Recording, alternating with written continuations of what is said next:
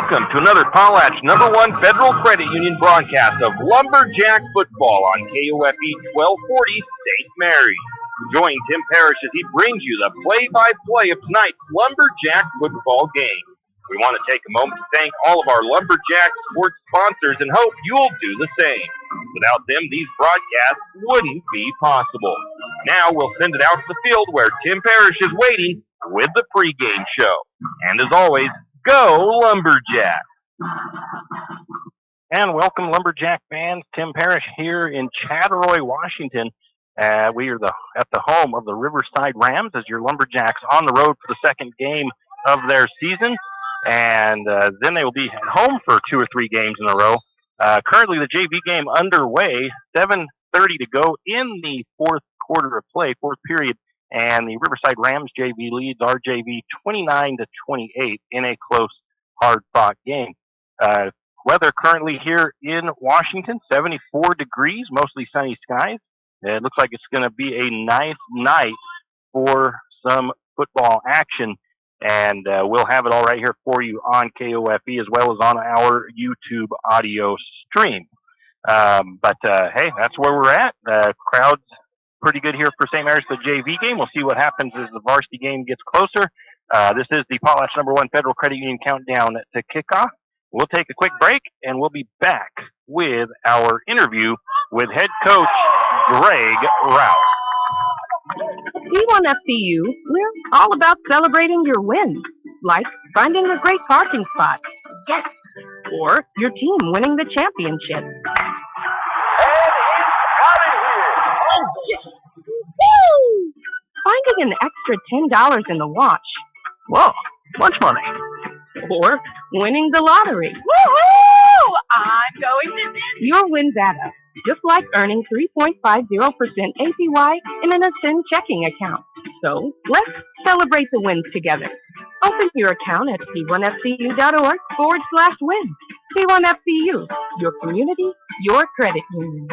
APY is annual percentage yield. 3.50% APY applies to the first 15,000. Balances over 15,000 earn 0.00% APY. Additional qualifications required to earn 3.50% APY. Contact a P1FCU representative for details. Insured by NCUA. Kenny and the crew at 10th Street Superstop invite you into the biggest convenience store in town.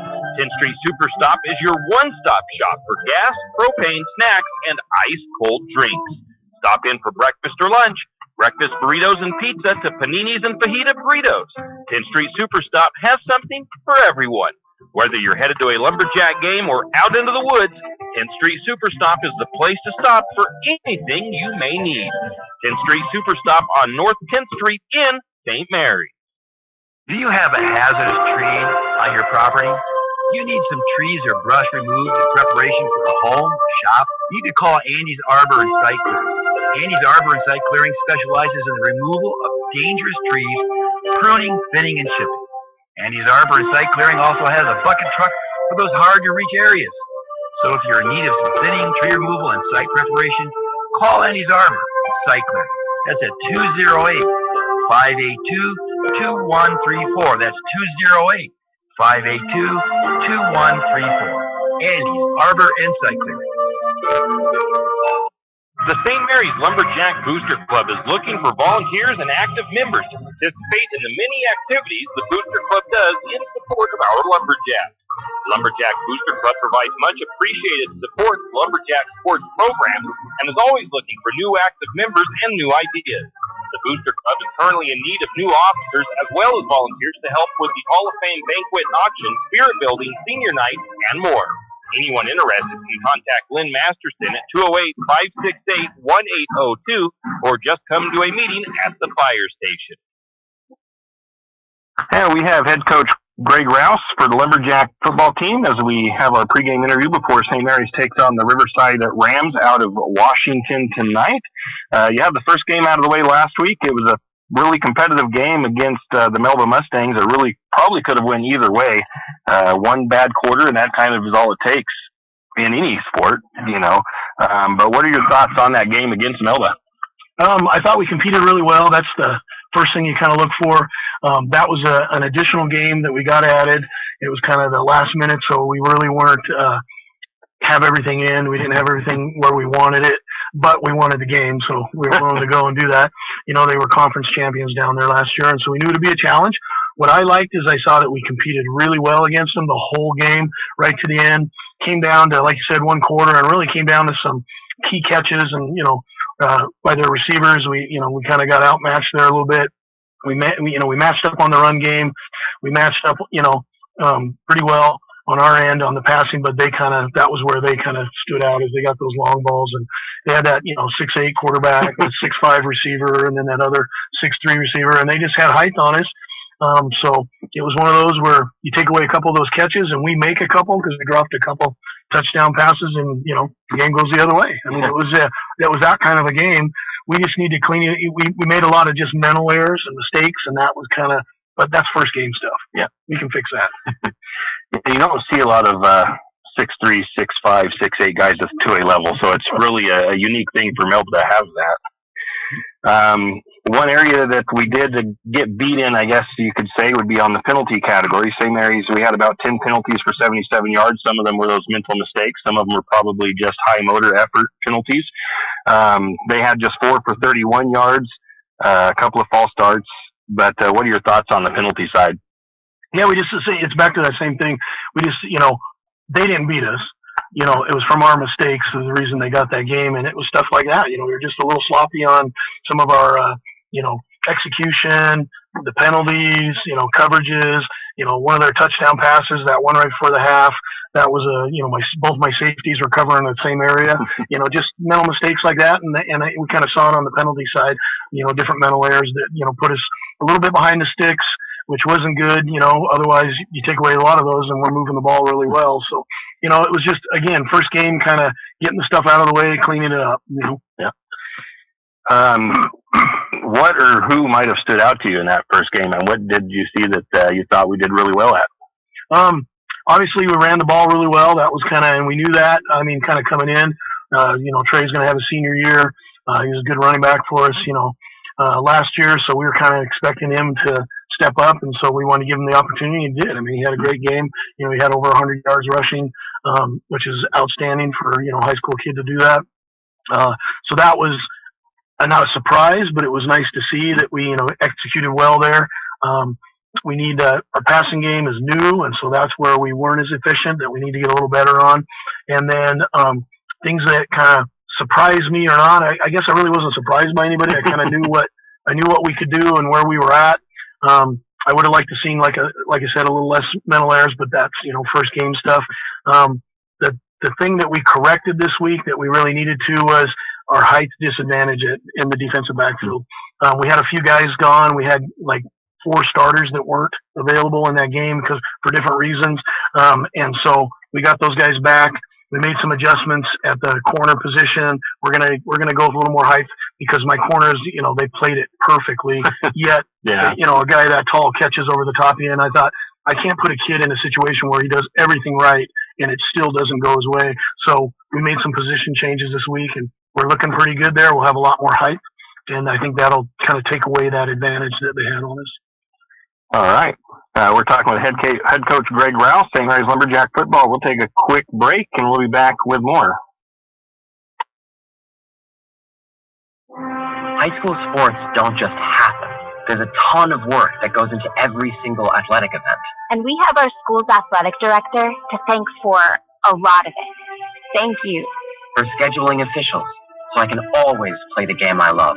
For ordering quality athletic equipment, so I can stay safe on the field. For mentoring my coaches, so they can be the best role models for me. For coordinating transportation, so I can get focused for the big game. For helping us develop character and learn lessons that will benefit us for the rest of our lives. Thank you to our ADs for always creating a positive experience for us. We'll never forget it. From all of us at the NIAAA, thank you to every athletic administrator in Idaho for all you do to enrich the lives of your students. It does not go unnoticed. This message presented by the NIAAA, the National Interscholastic Athletic Administrators Association. Archie's IGA is not only a proud supporter of Lumberjack sports, but a proud supporter of the St. Maries community and shopping locally. When you shop local, you help businesses support other local businesses, as well as helping your local businesses to provide jobs. Did you know that local business taxes help maintain communities and counties by fixing roads and maintaining recreational facilities? Local business owners invest in the community and have a vested interest in the future of our communities. So won't you help Archie's IGA by supporting your local businesses and shop locally? Oh yeah, and let's not forget those lumberjacks. Janelle Martin Holmes, your Farm Bureau insurance agent in St. Maries, is a proud Lumberjack supporter because they're her hometown team. When it comes to insurance, that's also one reason so many people in St. Maries choose Farm Bureau insurance. They have a complete line of insurance products, including auto, home, commercial, and life, plus they have great customer service and competitive rates. And they're also a local company with local agents right here in St. Maries. So let's hear it for our hometown teams.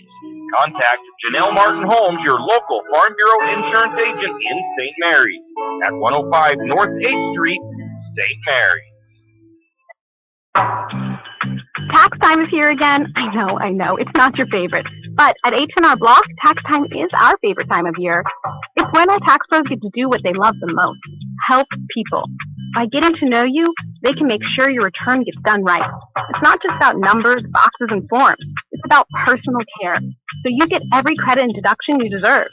And with an average of 10 years experience, our tax pros get your taxes done right. Just one of the many ways Block has your back. And we are back talking with head coach Greg Rouse before they take on the Riverside Rams out of Chattaroy, Washington. Second game of the season for you guys, but again, you're playing a team that it's the first game of the season for them. Being a Washington school, I don't know if they just start a little bit later, but it is their first game. You have no film on them, but they did beat us last year here in St. Maries in a close game in the opening game of the year, 13-6. What do you know about Riverside? They're, same coach, same system. They're running the same stuff. So we're familiar with that from last year. We can basically, prepare off of last year's film. Again, first game, so you never know for sure if they changed anything, but it looks like they're going to stick with it. They kind of have. It was a close game. We were right in the mix. So I think we're a better team this year. So I actually think we're going to fare pretty good. They play very aggressively, on defense. So I'm expecting that. They did lose some of their key, defensive linemen who were part of that attack that they had. So I don't know how that's going to play out. And when you don't have film and you don't have a game before that, you can't really make any assessments of who and where right now. So that'll be in-game adjustments that we'll make and figure out the offense is the same offense. And so we're expecting to see the same things, and defense, again, same defense, just don't know personnel-wise, how that's going to play out. And so I think we've, prepared really well for it. I'm excited. I think the kids are ready, as far as doing that. We were, like I said, able to clean up some of the stuff that we needed to clean up. And each week just kind of adds that, we're just going to get better and better. And as we improve, I'm excited. I think we'll fare well against them. All right, you kind of mentioned it. They did graduate 13 seniors off their roster last year. Some of those were some key contributors. They had a couple of good running backs and wide receivers, some good solid defensive players. But their leading rusher last year was their quarterback. He had, according to their stats, 767 yards passing and 491 yards rushing. What is the key to stopping a dual threat quarterback like him? I think the big thing is contain as far as my defensive ends doing their job. We've got, one of our starters back now at the defensive we didn't have. And then, Rowan played a really good game last week, and I expect the same out of him. And we can get these guys getting after him and keeping him in the box. That's going to be a key because they do like to run him. All their film from last year, same thing. He is their leading rusher. They pretty much lead for him to run. And so I think if we contain him and keep him in the box, we'll shut him down with our interior guys and our linebackers, but we've just got to be able to not let him get away from us. And I think we've got the guys to do it. I'm really not concerned about that part of it. It'll be a challenge because he is coming back another year. He's that much better. He's a senior, so I expect him to improve. But they lost some other key guys, so I think, the threat there is containing that quarterback. Yeah. And what do you want to see out of your Lumberjacks tonight? What will it take? I guess you kind of said that, but what will it take to beat the Rams? I think it's just, execution. we got to do it right. You know, we've been playing aggressive, and you know, our competition is there. You know, we're being very competitive. Now we just got to make sure we clean it up, execute, less mistakes. You know, get it dialed in, and if we do that, I think you know the chips will fall where they do. All right. We've been talking with head coach Greg Rouse before the Lumberjacks take on the Riverside Rams tonight. Good luck tonight, Coach. All right, thanks. We'll take another break, and we'll come back with more of our pregame. Tired of wasting your money on credit card processing fees? Call Flat Creek Payments. We will help you reduce or eliminate your credit card processing fees. Take a moment to review those fees you paid last month. You know, the ones that slipped through the cracks. Now imagine having all that money back in your pocket. Sounds awesome, right? Let Flat Creek Payments make that dream a reality. Call Flat Creek Payments today, 208-695-1056. That's 208-695-1056. Flat Creek Payments. Any adventure, any task, anytime. There's a Yamaha utility ATV for any ride and any rider. See the full lineup at St. Maries on Cycle. Adventure seekers can start with the trail-tested capability and comfort of the Yamaha Grizzly lineup. For the ultimate in mid-size ATV performance, check out the Yamaha Kodiak 450. And for those who mix work and pleasure, the Yamaha Kodiak 700 line devours chores and leaves room for adventure. Find your utility ATV at St. Mary's on Cycle or YamahaMotorsports.com. ATVs are recommended for use only by riders aged 16 years and older. ATVs can be hazardous to operate. Yamaha recommends an approved training course. For safety and training information, see your dealer or call 1-800-887-2887. Hughes Ace Hardware wants to invite you to come in and take a look. Hughes isn't just about hardware. Whether you need dish soap and sponges to clean up after your husband's guys' night or storage solutions for your wife's shopping addiction, you can find it at Hughes. Come see the difference. Everything you need, from a blow dryer to replace the one your toddler dropped in the toilet to a bathroom scale to help your hubby stay on his fitness goals. Hughes Ace Hardware is the place to get the products you need and the help you want all the time, every time. You always hear on the radio, cross the bridge to safety. But it's true. St. Mary's Harvest Foods has what you need when you need it. And if you don't see it, then just ask one of the friendly staff and they will gladly help you find what you need. From meat, super fresh produce, and dairy, St. Mary's Harvest Foods will save you big on the things you need the most. No time to cook tonight? Then check out the hot deli for something quick for dinner. St. Mary's Harvest Foods, where you truly can cross the bridge to savings. Jack Fuel Trucking knows that there are few things as important as wise use of our natural resources. And by utilizing the chips in the manufacturing of lumber, that is exactly what is accomplished. If you look beyond the wood chips, you see an entire community of schools, churches, and businesses, and most importantly, people. Jack Fuel Trucking believes in the responsible harvesting of our natural resources. After all, when you take a close look, those aren't just chips, they're an entire community. Jack Fuel Trucking. Do you need help finding that perfect gift? Looking for that personalized touch? Come to Jack's Pharmacy in St. Mary's and let us fill your balloons.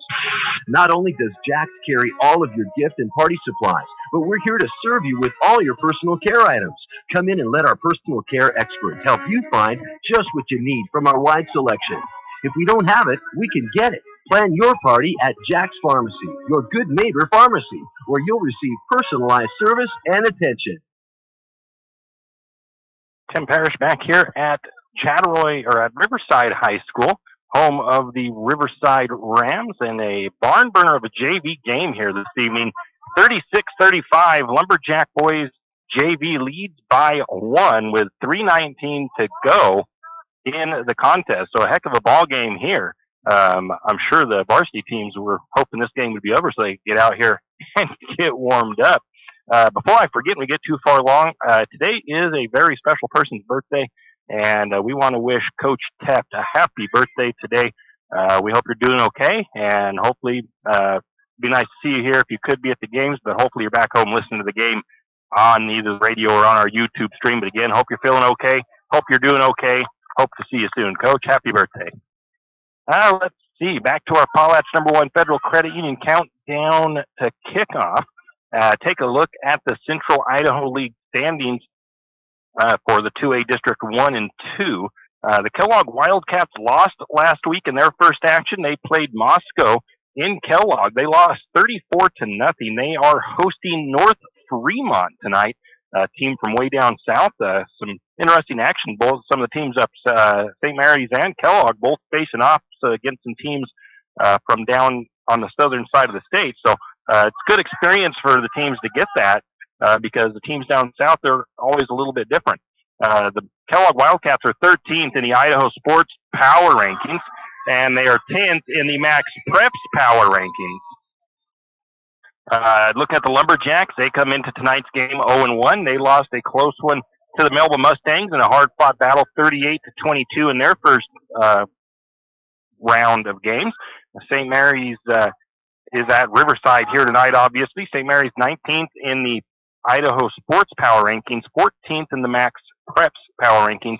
And, of course, the Max Preps Power Rankings don't mean much right now, but later on in the season, as we get closer to the playoffs, that's where those Max Preps rankings come into play.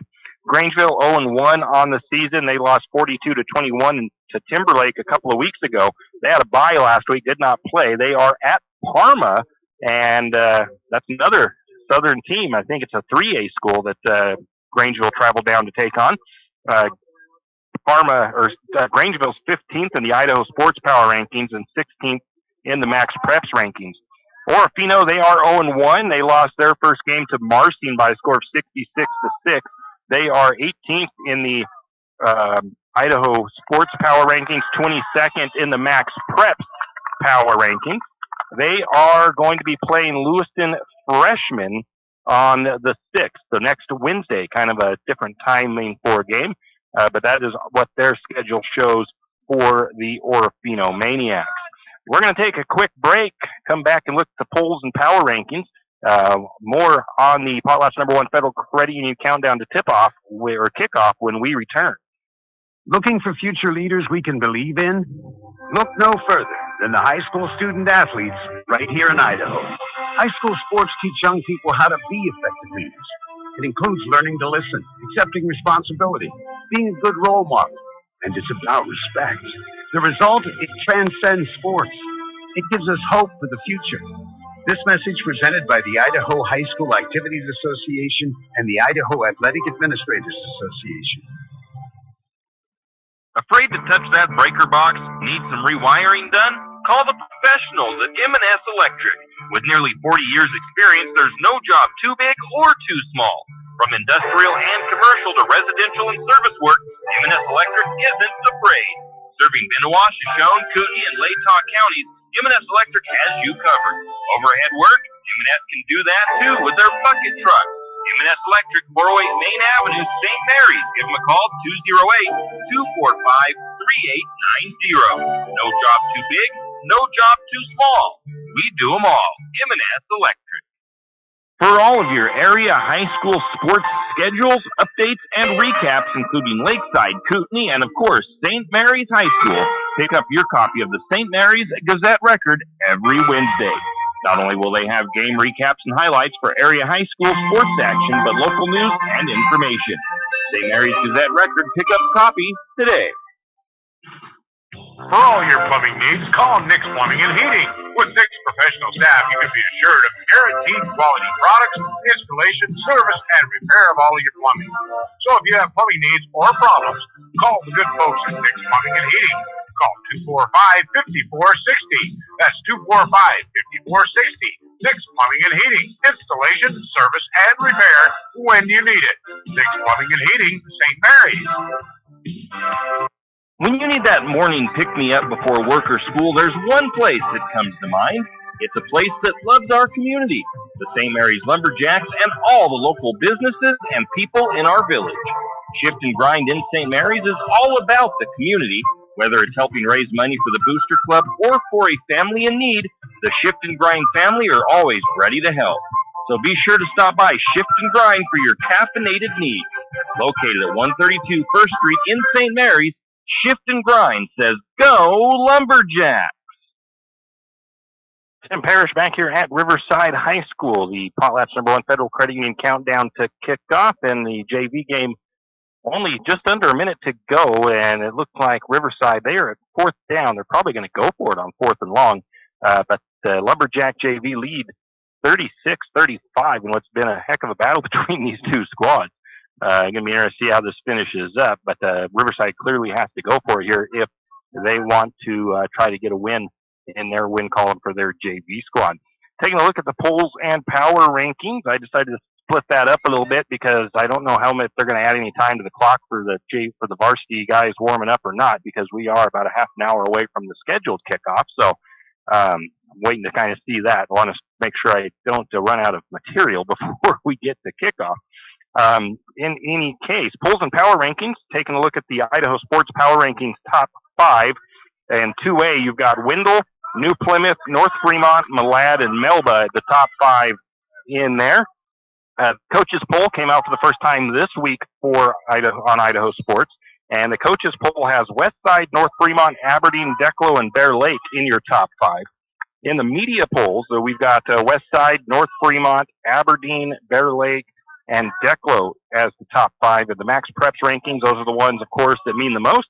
Westside, North Fremont, Bear Lake, Firth, and Aberdeen in the top 5. That's a quick little segment there for us. We're going to take another break, come back with more of the Potlatch #1 Federal Credit Union countdown to kickoff.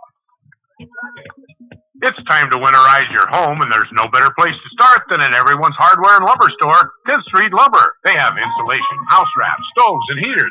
See their huge selection of power tools, paints, and painting supplies. And, of course, they have a full line of lumber supplies.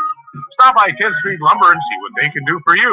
And remember, 10th Street Lumber will deliver anywhere on 10th Street and Railroad Avenue, 10th Street Lumber.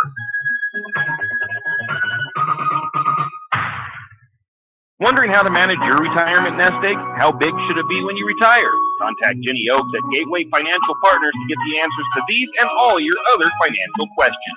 The securities and advisory services offered through LPL Financial, a registered investment advisor. Member FINRA SIPC. With over 30 years of financial planning, give Jenny Oaks a call at Gateway Financial Partners today. The guidance is free. The experience is priceless. Call 245-5255. Triple X Feeds in St. Maries is your one-stop farm and garden shop. Everything from pet supplies to livestock feeds and supplies, Triple X Feeds has it. Horse supplies, they have that also. From saddle pads to bridles, Triple X Feeds can set you up. Triple X Feeds now has hay and alfalfa in stock as well as straw. Triple X Feeds, located at 130 East College Avenue in St. Maries, open 8 to 5:30 weekdays and 9 to 5 on Saturdays. Triple X Feeds, a proud Lumberjack sports broadcast sponsor. Looking for a hard-working, reputable, licensed, and insured construction company in Benoit County? Need a remodel, pole barn, or deck? Whatever your construction needs may be, Colton Construction LLC is waiting for your call. 208-315-7333. Colton Construction LLC, licensed, insured, and ready to give you your free estimate today. Give them a call, 208-315-7333. That's 208-315-7333. Colton Construction LLC. Ask about their military discount. Hey, honey, is this your course schedule for the fall? Yep. Let me see here. English, good. Chemistry, trigonometry, excellent. World history, oh, I love world history. Baseball. Wait, baseball? Baseball isn't a course, honey. Well, sure it is, Mom. High school sports are about so much more than winning and losing. They teach lessons that can't be taught in the classroom, like accountability and self-discipline, the value of teamwork. I may not be earning a grade, but I'm learning how to compete later in life. Isn't that what getting a good education is all about? Yes, of course it is. I was just testing you. What can teenagers here in Idaho learn from participating in high school sports? Plenty, as it turns out. That's why they're called education-based athletics. High school sports. They're so much more than just a game. This message presented by the Idaho High School Activities Association and the Idaho Athletic Administrators Association. St. Maries Realty is a St. Maries icon. Why? Because they are a team. They work for you. And they've been a team for many years. Whether you are buying your first home, looking for a recreational cabin, or selling your current home, St. Maries Realty puts their team on it for you. So stop in or give them a call today at 245-4502 and let their team be your team. That's St. Maries Realty at 726 Main Avenue, St. Maries.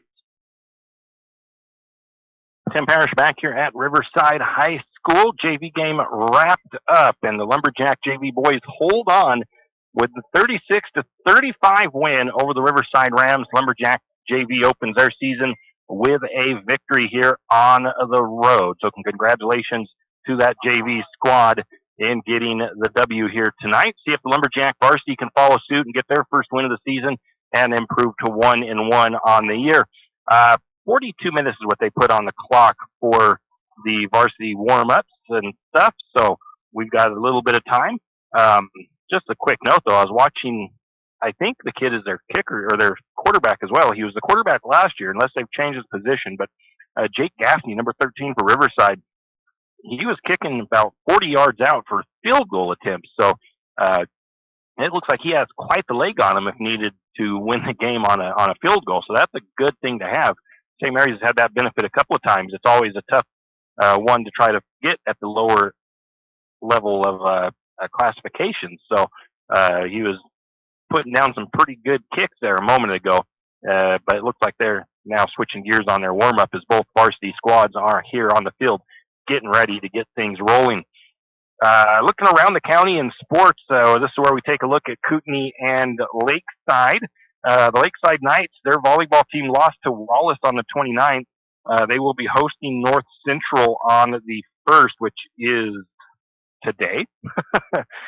Football, their Lakeside football team lost to Logos last week, 56-0, and they will be hosting Wallace tonight. So good luck to Lakeside Knights in their game against the Wallace Miners. Over to the Kootenai side of things, volleyball hosted St. Mary's supposedly on the 30th. I did not see any results on that game or on that set or match, so I don't know what happened there. They will host Wallace. Kootenai will host Wallace tomorrow. Their football team lost 26-0 to Clark Fork in their first game. They were scheduled to play Deary tonight, I believe. That game was canceled or postponed, though, because they had a few injuries and they don't quite have enough players, so they are putting that game off. They are scheduled to return to action according just to their overall schedule on the 8th against Mullen at Mullen. So we'll see if they get themselves back in action. We hope their guys get healed up and that they can get back to playing some football. I think if I remember right, this is the first year in a while that the Kootenai Warriors have had a football squad. So we hope that their guys get healed up and that they can get back out on the gridiron. That's a look at around the league and around the county in sports. We'll take another break, come back with more of the Potlatch #1 Federal Credit Union countdown to kickoff. Financial investments are very important, but so are the investments of time, patience, and encouragement our young athletes receive from their coaches, teachers, and mentors. Heidi Kruger, your St. Mary's Edward Jones financial advisor, understands this. That's why Heidi Kruger is a proud sponsor of the Lumberjacks on KOFE. For all your investment needs, call 208-755-5294 or visit edwardjones.com. Edward Jones, member SIPC. Riverbend Car Wash and Laundromat, located next to Harvest Foods in St. Mary's. Open 24 hours, we have washers and dryers of all sizes to get your laundry done quickly. If you'd like to get your laundry done in less than 5 minutes, take advantage of our drop-off laundry service where we wash, dry, and fold it for you. While you do your laundry, be sure to take advantage of our touchless automatic car wash, which has that great undercarriage spray to get the grime off. Riverbend Car Wash and Laundromat can be found at riverbendbubbles.com or call 208-582-4844. When your car's not running right, you want an honest mechanic that provides quality work at an affordable price. That can be tough, unless your dad owns a repair shop.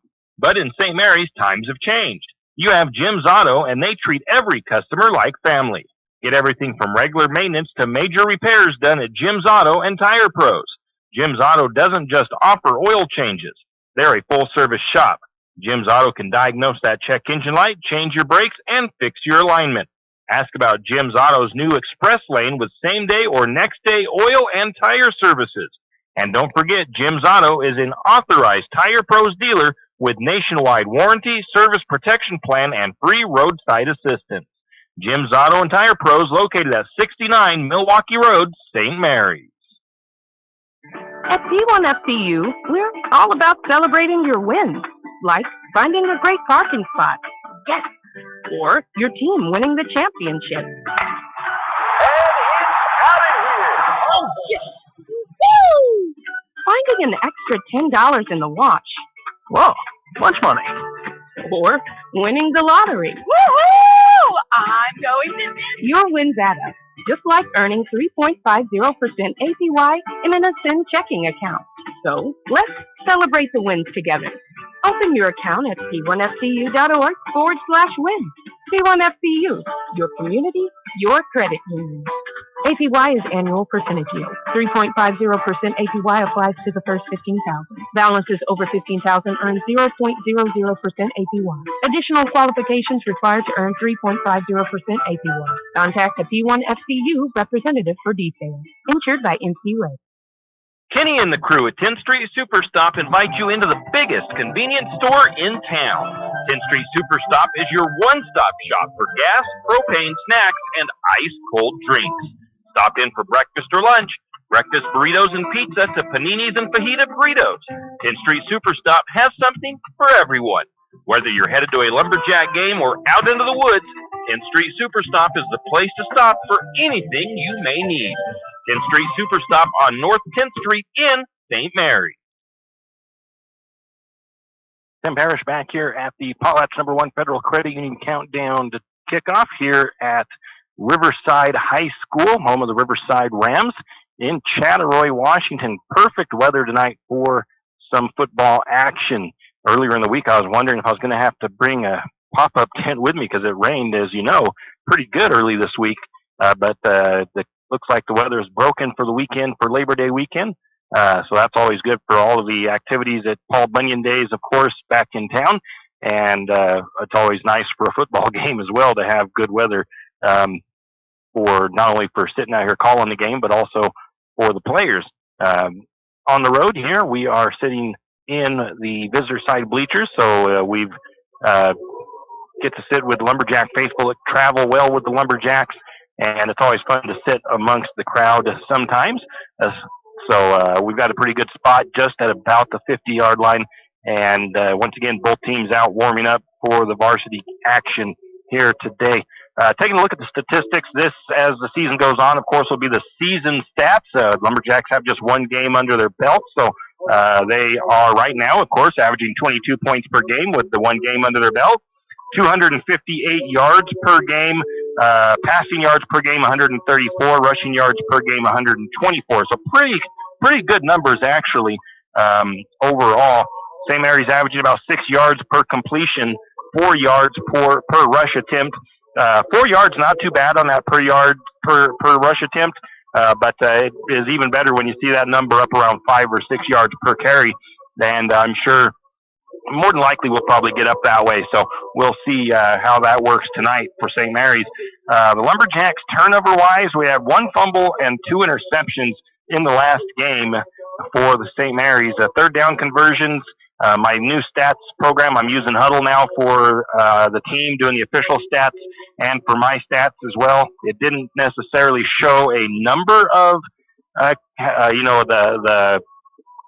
like 3 of 10 or whatever for the conversions, but it does give the conversion percentage. So St. Mary's 25% on third downs in that last game. Fourth down conversions, 28% for the Lumberjacks. Offensive leaders last week at the quarterback position was Jack Barta, a sophomore. He was 8 of 23 for 134 yards, 2 touchdowns, 2 interceptions. Those interceptions, it's never good to see the interceptions on your stats sheet, but they were on fourth down, and it effectively flipped the field. So it turned out to be more like a punt. Honestly, Melba, and I'm actually surprised they intercepted the second one, but their coach didn't correct that at any point and say, hey, on that fourth down interception, I know you'd love to get that interception in your books, but as far as field possession is concerned, drop that ball and don't catch it because we have the ball in a lot better field position. So that actually worked out somewhat in the Lumberjacks' favor with those 2 interceptions. They ended up being like punts on fourth down. So it really wasn't a big necessarily hurt for the Lumberjacks in that sense. Obviously, you'd still like to see that converted or something, but even so, it wasn't like a third down interception. Running the ball, Trey Gibson, expect to see him at the top of the stats for rushing all season long. He is a senior, 17 carries last week for 109 yards. He didn't get into the end zone on the ground, but he averaged 4 yards per carry, and he had 15 yards was his long.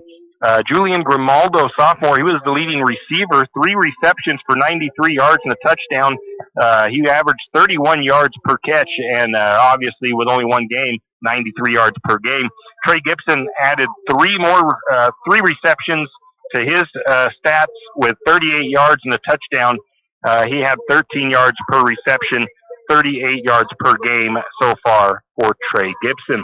That's a look at the offensive stats for the Lumberjacks at this point in the season. Obviously, only one game in. We'll take a break. We'll come back with more of the Potlatch #1 Federal Credit Union countdown to kickoff.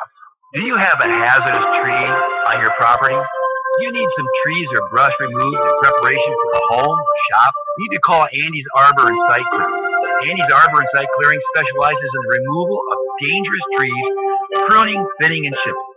Andy's Arbor and Site Clearing also has a bucket truck for those hard-to-reach areas. So if you're in need of some thinning, tree removal, and site preparation, call Andy's Arbor and Site Clearing. That's at 208-582-2134. That's 208-582-2134. Andy's Arbor and Site Clearing. The St. Maries Lumberjack Booster Club is looking for volunteers and active members to participate in the many activities the Booster Club does in support of our Lumberjacks. Lumberjack Booster Club provides much appreciated support to Lumberjack sports programs and is always looking for new active members and new ideas. The Booster Club is currently in need of new officers as well as volunteers to help with the Hall of Fame banquet and auction, spirit building, senior night, and more. Anyone interested can contact Lynn Masterson at 208-568-1802 or just come to a meeting at the fire station. High school sports don't just happen. There's a ton of work that goes into every single athletic event. And we have our school's athletic director to thank for a lot of it. Thank you. For scheduling officials, so I can always play the game I love. For ordering quality athletic equipment, so I can stay safe on the field. For mentoring my coaches, so they can be the best role models for me. For coordinating transportation, so I can get focused for the big game. For helping us develop character and learn lessons that will benefit us for the rest of our lives. Thank you to our AD for always creating a positive experience for us. We'll never forget it. From all of us at the NIAAA, thank you to every athletic administrator in Idaho for all you do to enrich the lives of your students. It does not go unnoticed. This message presented by the NIAAA, the National Interscholastic Athletic Administrators Association.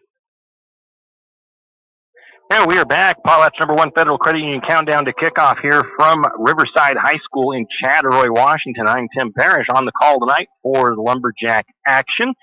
Speaking of athletic directors, as everybody knows by now, possibly, Todd Gilkey retired last year. At the end of the year, we want to wish Todd well in his retirement, and it's thank you for everything you always did and helped out with us for the radio station as far as getting our rosters when we needed them and stuff like that. And welcome in new athletic director Dakota Wickert. She's not new to the school, but she is in a new position, and she's doing pretty well at it. I think she's taken to it pretty well. I think Todd helped her out last year, getting her kind of knowledgeable of everything that needs to be done, and it looks like she's doing a pretty good job at the moment. So we want to welcome Dakota Wickert in. Thank you for the help so far early in the season and getting us rosters as well. And we look forward to a fun high school sports season this year with everything happening. Once again, both teams out warming up. Both teams in their different drills. Got some offensive line drills, defensive line drills going on down at the far end for St. Mary's, and then some passing drills at about the 35-yard line. And kind of the same thing going on with Riverside down here on the other side. Looking at the defensive statistics for St. Mary's from that first game, they did allow 38 points in that game. They allowed 313 yards, 199 passing, 100 yards rushing. Those are some numbers Coach Rouse would like to see down a little bit, obviously. Third down conversions, Melba was 38% last week on their third downs. Fourth downs, 33%, so not too much different than St. Mary's. The Lumberjacks forced and recovered 3 fumbles last week against Melba. One of those was Rowan Ford that forced in the first possession of the Mustangs, forced the fumble and returned it for a touchdown. No interceptions by the Lumberjacks yet, and the Lumberjacks turnover takeaway differential is even at the moment, as both teams had 3 turnovers apiece. The Lumberjacks did get 1 sack on the opposing quarterback. Trey Gibson, he had 9 tackles,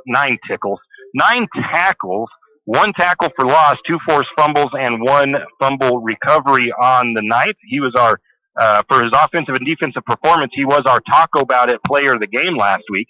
We'll see who can earn that title tonight. Cole Darnold, a senior, he had 9 tackles and 1 fumble recovery. Wesley Vanderrob, a senior, 5 tackles. Rowan Ford, a senior, he had that sack, 2 tackles for loss, and a defensive touchdown on that scoop and score on the fumble by Melba early on. That is a look at the defensive numbers. We'll take a quick break. We'll be back with more of the Potlatch #1 Federal Credit Union countdown to kickoff here on KOFE 1240 St. Mary's. Archie's IGA is not only a proud supporter of Lumberjack sports, but a proud supporter of the St. Mary's community and shopping locally. When you shop local, you help businesses support other local businesses, as well as helping your local businesses to provide jobs. Did you know that local business taxes help maintain communities and counties by fixing roads and maintaining recreational facilities? Local business owners invest in the community and have a vested interest in the future of our community. So won't you help Archie's IGA by supporting your local businesses and shop locally? Oh yeah, and let's not forget those Lumberjacks. Janelle Martin Holmes, your Farm Bureau insurance agent in St. Mary's, is a proud Lumberjack supporter because they're her hometown team. When it comes to insurance, that's also one reason so many people in St. Mary's choose Farm Bureau insurance. They have a complete line of insurance products, including auto, home, commercial, and life, plus they have great customer service and competitive rates. And they're also a local company with local agents right here in St. Mary's. So let's hear it for our hometown teams. Contact Janelle Martin Holmes, your local Farm Bureau insurance agent in St. Mary's at 105 North 8th Street, St. Mary's. Tax time is here again. I know, it's not your favorite. But at H&R Block, tax time is our favorite time of year. It's when our tax pros get to do what they love the most, help people. By getting to know you, they can make sure your return gets done right. It's not just about numbers, boxes, and forms. It's about personal care. So you get every credit and deduction you deserve. And with an average of 10 years experience, our tax pros get your taxes done right. Just one of the many ways Block has your back. Tim Parrish back here at Riverside High School. Potlatch #1 Federal Credit Union countdown to kickoff. Lumberjacks at the Riverside Rams. And 25 minutes until we get things rolling here. So the Lumberjacks last week, they played really well against a tough Melba team. Melba had a pretty good size advantage over St. Mary's, honestly, and St. Mary's was still able to hold tough with them and really make that a close game. And it could have honestly went either way with just a player here or there from St. Mary's that could have changed that game. So it was a really good game, and St. Mary's, for being a little bit undersized compared to Melba. I mean, Melba had a 6'8" quarterback, 6'5" wide receiver. That quarterback sometimes split out as a wide receiver. They had another guy that was 6'3" on the edge as a wide receiver. And so it made things tough because St. Mary's secondary, at least in the last game, was not, it was at a little bit of a size deficiency. Julian Grimaldo, he only stands at about 5'7" or 5'8", but he was in perfect position on just about every pass that went his way, but he was going up against a 6'5" opponent, and it was just a little bit harder for him to try to get that ball out of there. So, I mean, he was exactly where he needed to be and played well in that position. But they just had a little bit of a size advantage there. And then our linemen and stuff did well because even St. Mary's was a little bit outsized by by the Mustangs. So they held really well against that team. Coming into tonight's game, the sizes are a lot more comparable. So I expect it's going to be an even better game, I think, tonight. St. Mary's did have a few mental mistakes in that game. As Coach said in the interview, though, it's expected to see those in the first game. They feel like they made great progress this last week in correcting those. The Jacks will also have a full roster. Last week they were missing a couple of key players, a couple of starters on those offensive and defensive lines, so they will have them back tonight. They also made some defensive changes to help get some more height in that defensive backfield to help guard some of the taller receivers they might face. So Julian was one of the starting cornerbacks. He will still, I think, get some time in that position. But we did move. Does he have a new? No, he does not have a new. That's Freddie Plant. But I do know that the number 20 of Gerard Dittman is going to be doing some receiver guarding tonight. And he played soccer last year. He's also a trackster. He's fast. And in soccer, sometimes, you've really got to try to either catch up or run foot for a guy to try to get that ball from him and to stop them from getting close to your goal. So he's got I think the skill set, the ability to do so. And Coach Rouse said that he really took to it pretty well in practice. So we'll see how that translates into tonight's game. So that's that part of that. That was about the end of that segment. So we'll go ahead, step away, take another quick break, come back with more of the Potlatch #1 Federal Credit Union countdown to kickoff after a word from our Lumberjack Sports broadcast sponsors. Tired of wasting your money on credit card processing fees? Call Flat Creek Payments. We will help you reduce or eliminate your credit card processing fees. Take a moment to review those fees you paid last month. The ones that slipped through the cracks. Now imagine having all that money back in your pocket. Sounds awesome, right? Let Flat Creek Payments make that dream a reality. Call Flat Creek Payments today, 208-695-1056. That's 208-695-1056. Flat Creek Payments. Any adventure, any task, anytime. There's a Yamaha utility ATV for any ride and any rider. See the full lineup at St. Maries Sun Cycle. Adventure seekers can start with the trail-tested capability and comfort of the Yamaha Grizzly lineup. For the ultimate in mid-size ATV performance, check out the Yamaha Kodiak 450. And for those who mix work and pleasure, the Yamaha Kodiak 700 line devours chores and leaves room for adventure. Find your utility ATV at St. Maries Sun Cycle or YamahaMotorsports.com. ATVs are recommended for use only by riders aged 16 years and older. ATVs can be hazardous to operate. Yamaha recommends an approved training course. For safety and training information, see your dealer or call 1-800-887-2887. Hughes Ace Hardware wants to invite you to come in and take a look. Hughes isn't just about hardware. Whether you need dish soap and sponges to clean up after your husband's guys' night or storage solutions for your wife's shopping addiction, you can find it at Hughes.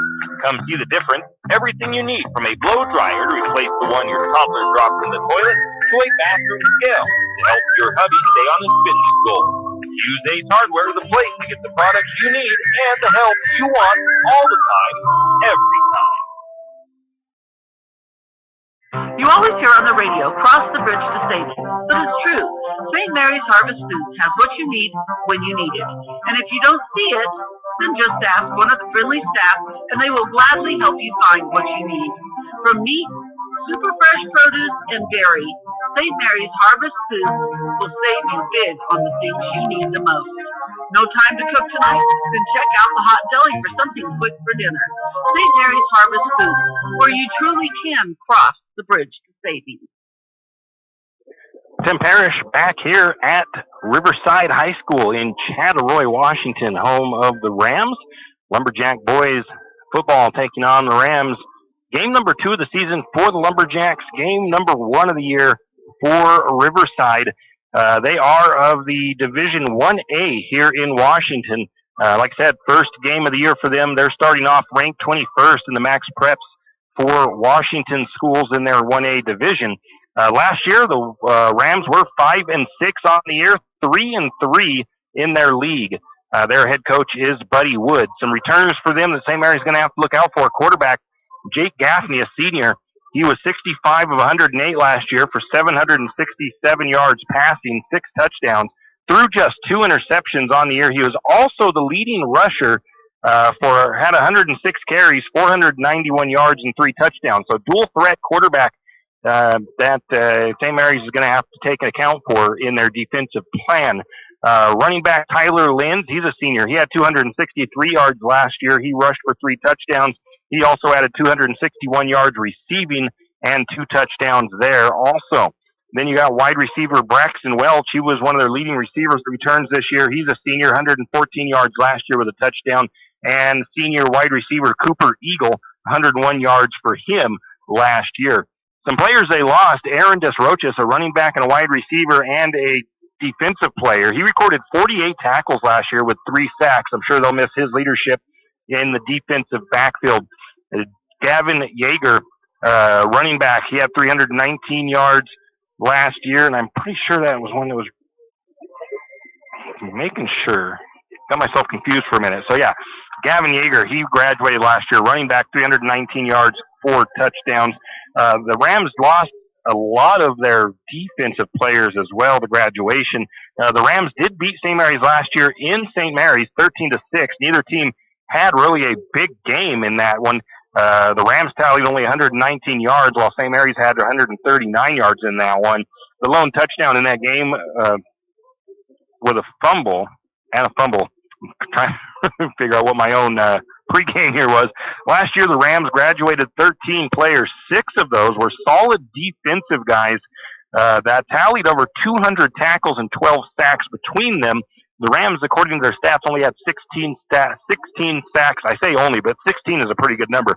Had 16 sacks last year, and the guys that graduated accounted for over half of those numbers. So they've got to replace some pretty good, big shoes to fill for their upcoming class of defensive players.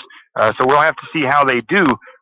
They do, like I said, have their dual threat quarterback that St. Mary's once again will have to figure out how to stop in tonight's action. We're going to step away and take another break. Come back with more of the Potlatch #1 Federal Credit Union countdown to tip kickoff here on 1240 KOFE St. Mary's. Jack Fuel Trucking knows that there are few things as important as wise use of our natural resources. And by utilizing the chips in the manufacturing of lumber, that is exactly what is accomplished. If you look beyond the wood chips, you see an entire community of schools, churches, and businesses, and most importantly, people. Jack Fuel Trucking believes in responsible harvesting of our natural resources. After all, when you take a close look, those aren't just chips. They're an entire community. Jack Fuel Trucking. Do you need help finding that perfect gift? Looking for that personalized touch? Come to Jack's Pharmacy in St. Mary's and let us fill your balloons. Not only does Jack's carry all of your gift and party supplies, but we're here to serve you with all your personal care items. Come in and let our personal care experts help you find just what you need from our wide selection. If we don't have it, we can get it. Plan your party at Jack's Pharmacy, your good neighbor pharmacy, where you'll receive personalized service and attention. Looking for future leaders we can believe in? Look no further than the high school student athletes right here in Idaho. High school sports teach young people how to be effective leaders. It includes learning to listen, accepting responsibility, being a good role model, and it's about respect. The result, it transcends sports. It gives us hope for the future. This message presented by the Idaho High School Activities Association and the Idaho Athletic Administrators Association. And we are back once again. Tim Parrish here at Riverside High School. Potlatch #1 Federal Credit Union countdown to kickoff. Lumberjacks taking on the Rams. Both teams doing some offensive drills here as they are getting warmed up. 14 minutes now until opening ceremonies and kickoff. Well, the Lumberjacks, they look to bounce back tonight from a physical game last week against Melba. They hope to get a win, get back to 1-1. And a road win is always a nice one to get here in Chattaroy against Riverside. The Jacks, they did make some adjustments, like we said a little while ago, defensively in the secondary to try to match up better with some teams that might have some taller receivers.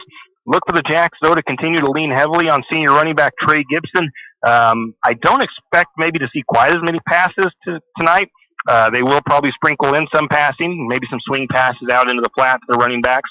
I actually was talking to Coach Barta, who plays calls is the offensive play caller, I believe, for the Lumberjacks. And after the game last week, he asked how many times they threw the ball. And I said, well, it was like 25 times you guys threw the ball. And he was surprised. He didn't think he had called that many pass plays. So I kind of expect maybe to see not as much passing, but you never know what will happen. For one, you were breaking in a sophomore quarterback who did pretty well in that first game. So you don't want to put him in too many spots too early in his varsity career. So we'll just have to see how that works out as far as the game plan is tonight. Like I said, possible to see that. Jack Barta, he showed poise under pressure last week. Even though he did throw those 2 interceptions, he showed some pretty good accuracy. A couple of those catches by Julian Grimaldo, he had 2 catches that were pretty impressive, and they were just dropped in his breadbasket. And that touchdown pass that Grimaldo made last week was in stride caught. I mean, you just couldn't get a better throw than that. So there's definitely some big potential with Jack Barta. I know one thing that Coach would like to see, and I would like to see, is less penalties tonight for the Lumberjacks. They did have 11 of them 10 or 11 last week, 101 yards. They had a fairly clean first half. I think at the end of the first half, they might have had 3 penalties, and then they kind of had some issues in that second half. But that would be another nice spot to see a little bit of a regression, I guess you could say. I guess it would be a progression, but you want to see less penalties for the Lumberjacks tonight as well. But that's going to about wrap up the main part of our countdown to kickoff. We're going to take one more break, and then we'll come back and let you know what's going on around St. Maries for some other high school sports action that's taken place in the last week. But we'll be back with more of the Potlatch #1 Federal Credit Union countdown to kickoff. Afraid to touch that breaker box? Need some rewiring done? Call the professionals at M&S Electric. With nearly 40 years experience, there's no job too big or too small. From industrial and commercial to residential and service work, M&S Electric isn't afraid. Serving Bennewash, Shoshone, Kootenai, and Latah counties, M&S Electric has you covered. Overhead work? M&S can do that too with their bucket truck. M&S Electric, 408 Main Avenue, St. Maries. Give them a call, 208-245-3890. No job too big, no job too small. We do them all. M&S Electric. For all of your area high school sports schedules, updates, and recaps, including Lakeside, Kootenai, and of course, St. Maries High School, pick up your copy of the St. Maries Gazette Record every Wednesday. Not only will they have game recaps and highlights for area high school sports action, but local news and information. St. Maries Gazette Record, pick up a copy today. For all your plumbing needs, call Nick's Plumbing and Heating. With 6 professional staff, you can be assured of guaranteed quality products, installation, service, and repair of all of your plumbing. So if you have plumbing needs or problems, call the good folks at Nick's Plumbing and Heating. Call 245-5460. That's 245-5460. Nick's Plumbing and Heating. Installation, service, and repair when you need it. Nick's Plumbing and Heating, St. Maries. When you need that morning pick-me-up before work or school, there's one place that comes to mind. It's a place that loves our community, the St. Maries Lumberjacks, and all the local businesses and people in our village. Shift and Grind in St. Maries is all about the community. Whether it's helping raise money for the Booster Club or for a family in need, the Shift and Grind family are always ready to help. So be sure to stop by Shift and Grind for your caffeinated needs. Located at 132 First Street in St. Maries, Shift and Grind says, go Lumberjacks! Now we are back, 9 minutes on the clock, but the captains have made it out to midfield to meet with the umpires and the refs and do the coin toss. Lumberjacks will call the toss as they are the visiting team. And we'll try to get some of the other sports action updated to you here as we get through the evening. As we see what we've got. We've got Trey Gibson out there for the Lumberjacks, Jackson Nantel.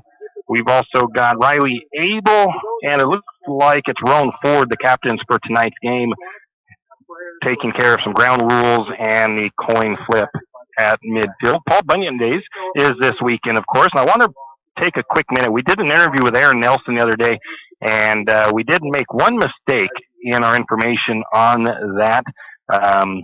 He had thought the Paul Bunyan Day started around 1958. It was actually 1968. He had messaged me later on and said that he had made that boo-boo, so we want to correct that. Lumberjacks looks like they won the toss. St. Mary's will defer, so Lumberjacks will kick off to start this game out with here tonight. The kicker last week was Riley Abel. St. Mary's will defend the north end zone to start with, as we are sitting in the field. I believe it faces north and south. Yeah, we are just about ready to get things kicked off here. Only 9 minutes late. JV game ran just a tad bit later than expected. It was a hard-fought battle. So the Lumberjacks will kick off to get things started. I'm not sure who the returners are for Riverside. They've got their captains headed back to their huddle. I wasn't here at the beginning of the JV game, so they must have done the national anthem before JV, because they didn't do it here at the start of the varsity game. So I was kind of expecting that to happen as well.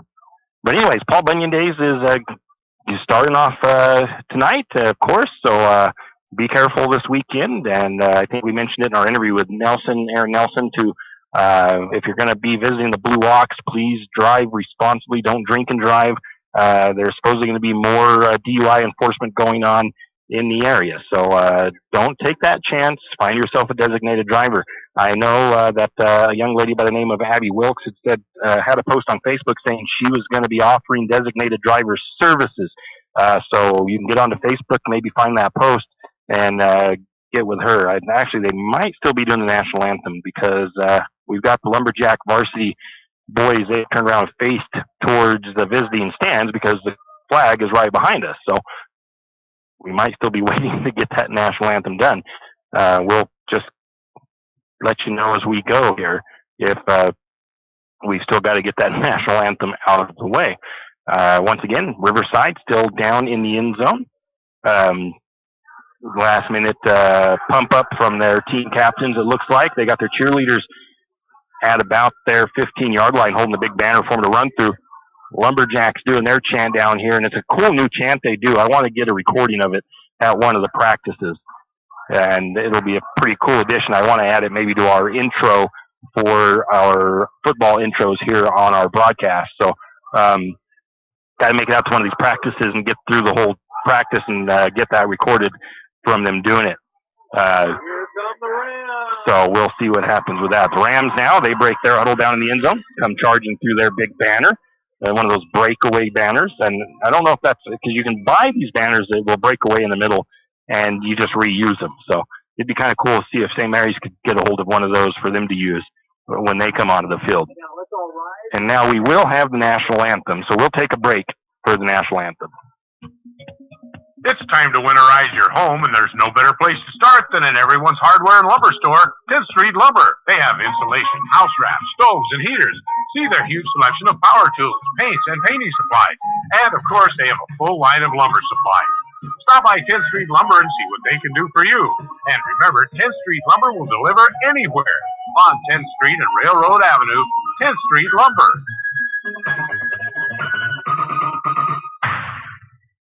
Wondering how to manage your retirement nest egg? How big should it be when you retire? Contact Jenny Oaks at Gateway Financial Partners to get the answers to these and all your other financial questions. The securities and advisory services offered through LPL Financial, a registered investment advisor. Member FINRA SIPC. With over 30 years of financial planning, give Jenny Oaks a call at Gateway Financial Partners today. The guidance is free. The experience is priceless. Call 245-5255. Triple X Feeds in St. Mary's is your one-stop farm and garden shop. Everything from pet supplies to livestock feeds and supplies, Triple X Feeds has it.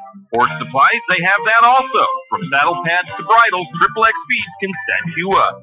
Triple X Feeds now has hay and alfalfa in stock as well as straw. Triple X Feeds, located at 130 East College Avenue in St. Mary's, open 8 to 5:30 weekdays and 9 to 5 on Saturdays. Triple X Feed's a proud Lumberjack sports broadcast sponsor.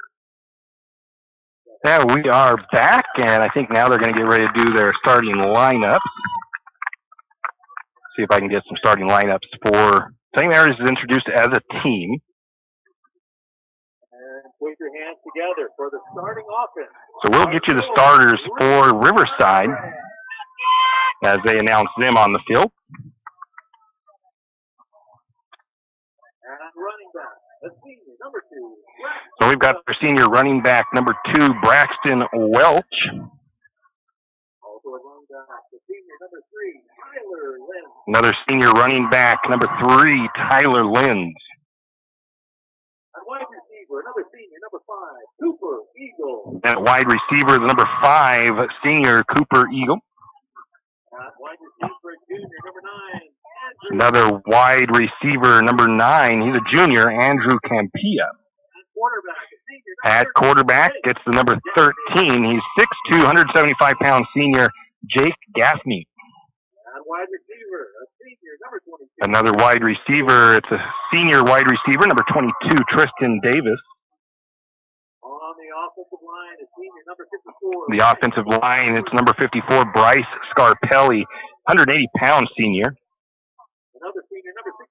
And you got number 62, 6 foot, 215-pound offensive lineman Brady Martin. Sophomore, 6'3", 200-pound offensive lineman, number 70, Justin Gaffney, protecting his brother, I'm assuming. And we've got the number 72 of Cody Snyder. And sophomore Austin Jenkinson, rounding out the offensive line for the Rams. Rams, of course, coached by Buddy Wood. Lumberjacks coached by Greg Rouse. Once again, Lumberjacks will be kicking left to right on your radio dial. Don't forget, you can tune into this on your radio or on our YouTube audio stream. If you have family that's out of the area, you can send that, get that link from YouTube and send it all around to everybody that you may know that can tune in to Lumberjack sports all over the country. Still waiting as they got the Rams out there with their coach still. We've got Jackson Nantel kind of going around, pumping his buddies up here on the sideline, getting everybody ready to go. And now the kick unit is headed out for St. Mary's. Riley Abel should be doing the kickoff duties he did last week at the first game.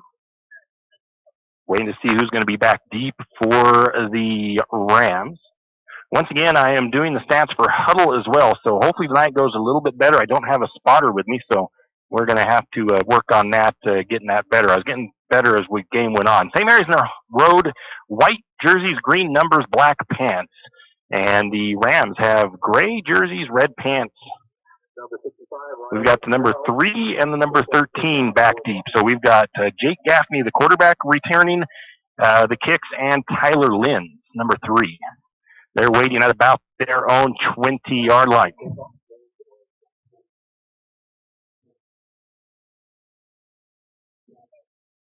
Riley Abel lines up, and the way they've got their line shifted, I kind of think this might be kind of an onside kick here attempt for St. Mary's. We'll see. Kick is at the 40. Little one right up the middle. Ball is loose. That ball is going to go up to the 40.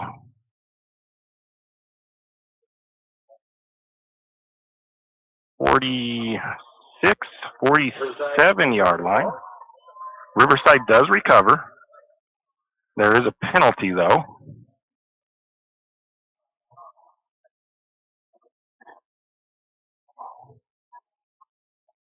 So it might be a re-kick. We'll see. Or they might take it where it's at. I'm not sure. We'll see what happens. We got a flag on the play.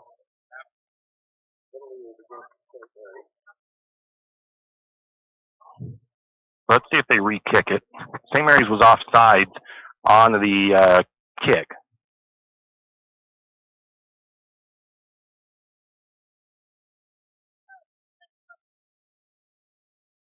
So they're just going to decline the penalty first down Riverside from their own 47-yard line. And we'll go 1st and 10 from the Riverside 47-yard line. They are on the right hash mark.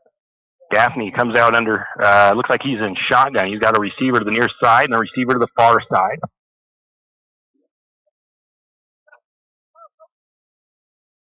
Gaffney takes the snap, looks to throw. He's going to go deep. He's looking deep for Linz. Linz has his guy beat. The catch is made, and he'll be tackled at the Riverside 20. And the tackle made by the 22 of DeFort. Gaffney's pass to Linz is complete for a first down. All the way down to the St. Maries 17-yard line for first down. Lumberjack 17-yard line. Next play is going to be a run to the near side. Number 2 for that's Welch with the carry. 5-yard pickup. Tackle was made by the 50. Well, they say Gibson was in there on that tackle for the Lumberjacks. And rolling forward. Next one is a little swing pass out to the side. It's going to be incomplete.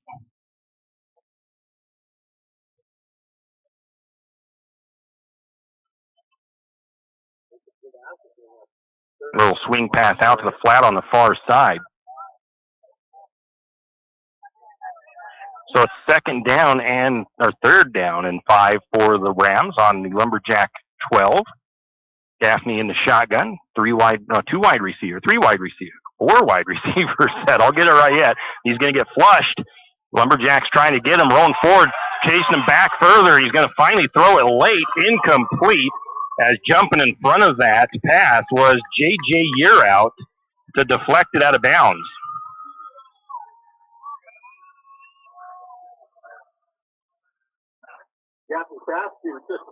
So it brings up 4th and 5 for the Rams.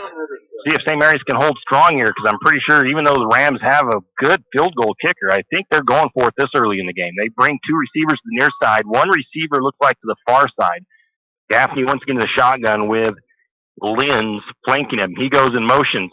Gaffney keeps it himself. He's going to take it into the end zone for a Riverside touchdown to get things going here in the favor of Riverside. A 12-yard run by Gaffney. So the Rams strike first. It all started with that deep pass play.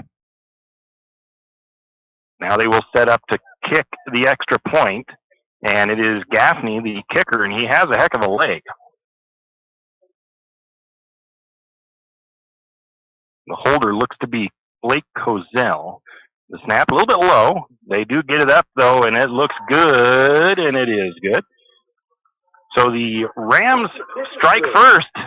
They lead 7-0 here with 11 minutes to go in the first quarter of play. We'll be back with Lumberjacks coming out to receive the kick. Looking for a hard-working, reputable, licensed, and insured construction company in Benoit County?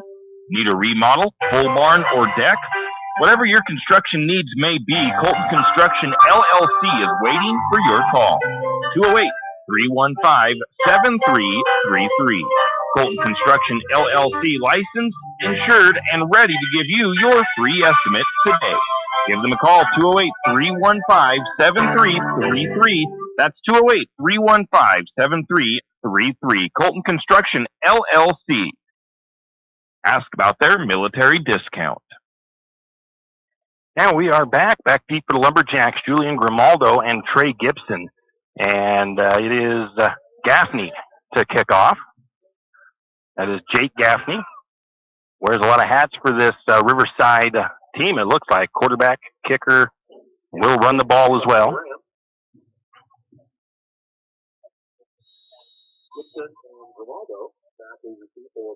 Kick is a deep boomer. That's going to go all the way into the end zone and be a touchback. So the Lumberjacks will start 1st and 10 on their own.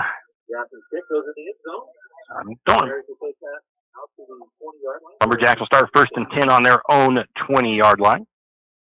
So let's see what the Lumberjack offense can do. First series for them. The Rams scored, and I think it was about 4 or 5 plays. See if St. Mary's can answer back. Under center for the Lumberjacks will be the sophomore, Jack Barta. Wide receiver to the far side is Grimaldo. Coming to the near side is J.J. Yearout. Did not play last week, so nice to see him back out there. The snap, Barta going deep right off the bat, trying to find that ball. It's going to be incomplete. Yearout had a chance to come back to it and get it, but kind of lost it in the air.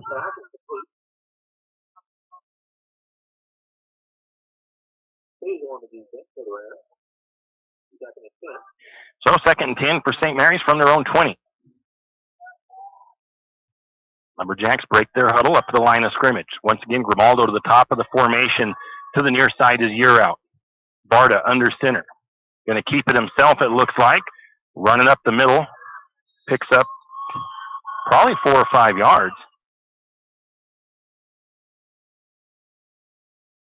Tackle by Davis. Barta with the carry. About 4 on the play. Bring up the 3rd down and 6. Brings up 3rd and about 5-6 yards for the Lumberjacks. They're just inside. So it's about a 4-yard pickup. They're just at about the 24, their own 24-yard line. Once again, same formation, 2 receivers. Barta takes snap, hands it off to Gibson. Gibson finds a hole. No, Gibson didn't have the ball. I thought he had it. That might have been Barta again with the keep, and that didn't go anywhere for the Lumberjacks.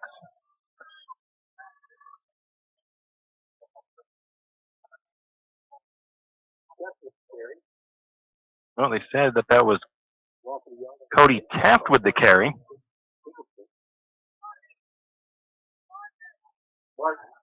Loss of yard on the carry, and Martin with the tackle. And Jacobson for the tackle. It's okay. So St. Mary's has Riley Abel out to punt. He's making sure he's got enough guys out there, not too many. He takes a snap, pretty good one, gets a good booming punt away. Going to bounce at the 49 of Riverside, picked up at the 40, and he's going to try to get the edge. He's going to shuck off a couple of tacklers and finally taken out by Gibson at the 31-yard line. Lynn with the excellent return.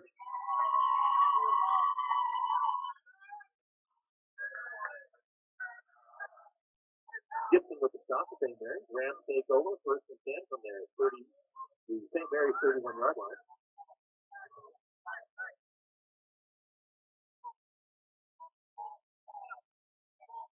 Gibson made the stop on that.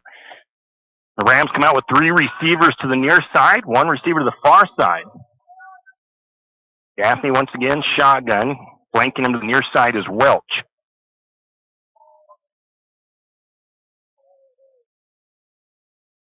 Gaffney takes a snap, drops back, looks clean pocket, down the sideline. Catch is just knocked out. Good coverage by the Lumberjacks. We had the 20 of Dittman and the 21 of Freddie Plant on coverage.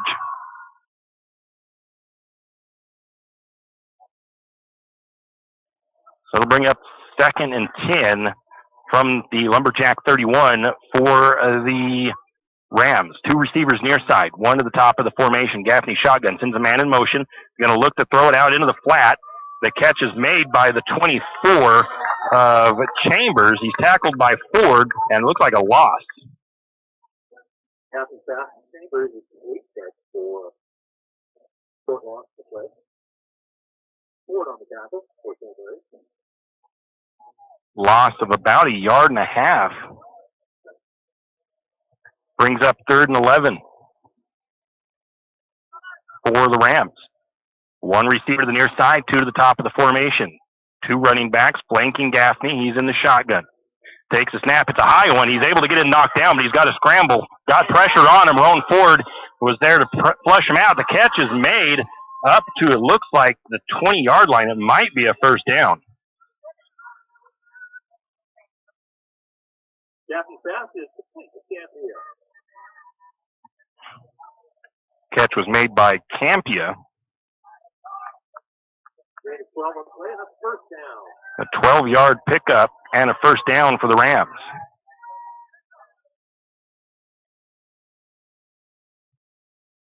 I think he was more or less forced out of bounds, so no tackle really on that. Once again, two receivers to the near side, one receiver, far side. He goes in motion, hands it off to that receiver. He's got some blocking out in front. He's going to actually try to get further to the outside, tripped up for a short gain, and he's going to be tackled by Grimaldo. Chambers with the carry. Chambers with the carry.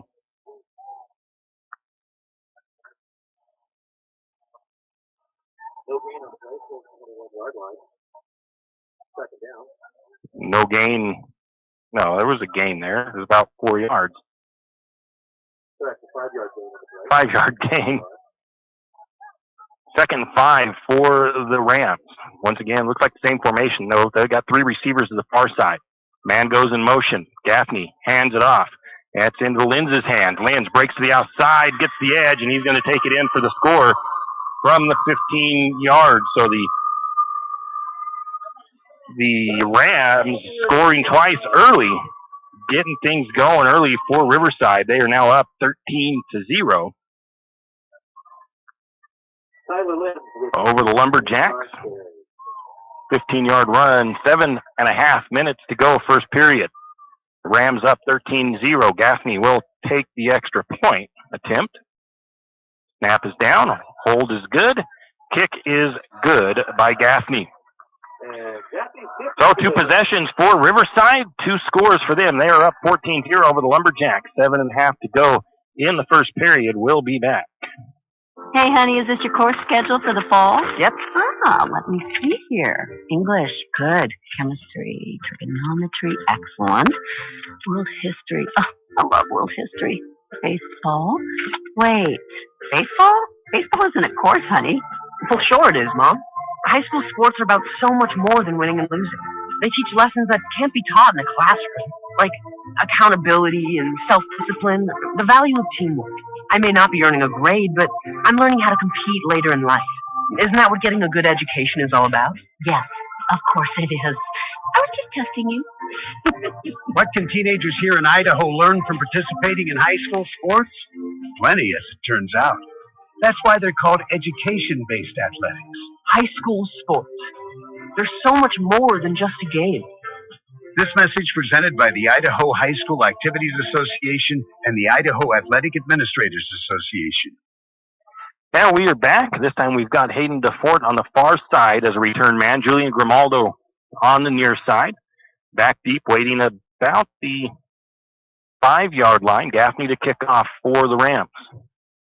Gaffney last time put it through the end zone for a touchback, so I expect them to do that. They might try to catch St. Maries off guard one of these times, but that one's going to be a low line drive kick, fielded by Grimaldo at about the Lumberjack 6. Grimaldo gets it over to Brock Anderson. Brock takes it the other way, and I'm going to give Brock, I can't credit 2 guys with that run, so I think it was a reverse. Linz with the tackle, and St. Mary's a pretty good return line. Return, they'll take it up their own 35. Tackled by, I believe it was, like I said, Linz. And the Lumberjacks will have it on the left hash mark. 1st and 10 from their own 35, 7:19 to go, first period of play. Once again, year out, near side. Grimaldo top of the formation. Barta under center. Barta pitches it back to Gibson. Gibson has a guy in his face. He's able to get him shedded.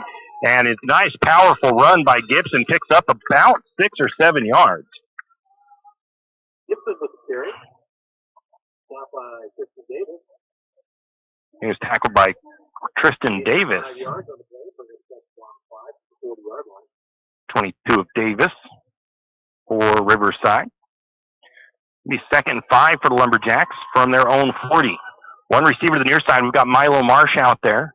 Grimaldo top of the formation. Barta takes a snap, hands it to Gibson. Gibson powers forward, carries it up the middle. Another nice, powerful run by Gibson. Picks up about another 4 or 5 yards on the carry. Takes the ball down to the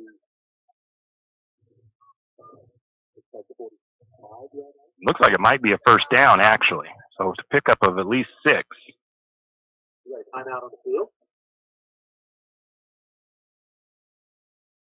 And it is a first down for St. Mary's.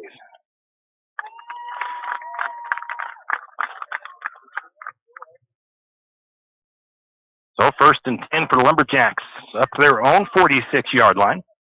Once again, you've got Milo Marsh to the near side, Grimaldo to the top of the formation for wide receivers. Barta under center. Takes the snap, pitches it out to Gibson. Gibson gets a little bit of room on the edge. He's going to be tackled by a handful of Rams, but a pretty decent run for Trey Gibson once again.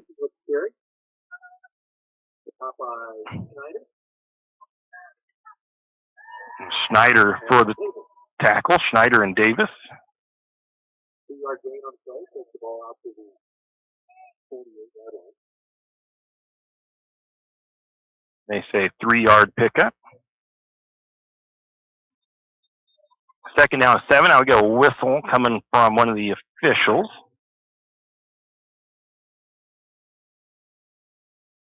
And Gibson's got to come out for a play.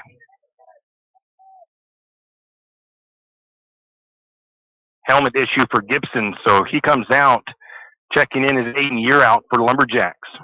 Sophomore running back. Gibson comes over and gets to working on that helmet.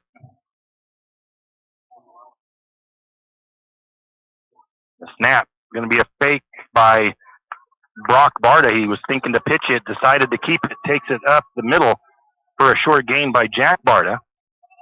Barta with the carry. Stop by Gaffney. Ball is up to the 49 of Riverside. We got 3rd down and 4 for St. Mary's. So 3rd and about 4 for the Lumberjacks. Gibson still working on that helmet. I don't think he's gone back in just yet. Oh, he is in there. Going to get a reverse handoff, it looks like, to the 24 of Brebner.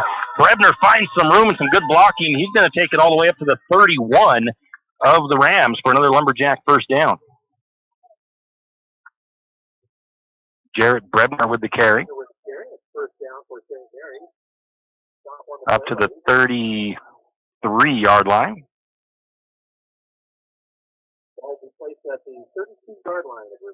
17-yard gain for Brebner. The tackle was by Eagle. Same formation for the Jacks. They're going to pitch it. No, going to get a whistle. And a little early movement from the Lumberjacks.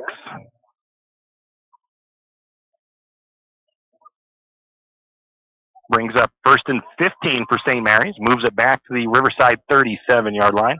4:38 to go. First period of play. The Rams lead 14-0 over the Lumberjacks. St. Mary's trying to answer back here on a pretty nice drive at the moment.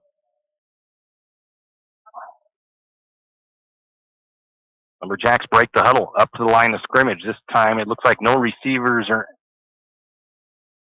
They're going to go heavy. Everybody in for the Lumberjacks. Barta under center. Barta takes the snap, looks to throw. He's rushed. He's going to throw it out to Gibson. Gibson makes the catch. Shuds off a couple of tackles, but we have a flag. Barta's pass to Gibson is complete, but there's a flag on the play. Carried the ball up to the 33-yard line. We got a hold against the Lumberjacks. But St. Mary's called for back-to-back penalties right there with a holding call. So they'll move back a little bit further. It was a nice pickup if they could have got it to stand. But after that, I think it was even after the play was upfield. So one of those moments that you don't want to have as a coach.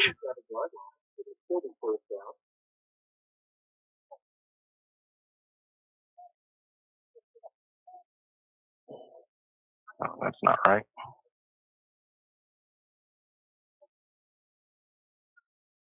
It's 1st and 25. And they're all the way back at the 50. There's a pass incomplete for Year Out. Barter's pass to year out. Broken up by Hazel. We have second down and 25 for the Lumberjacks. So it brings up second and 25 for the Jacks.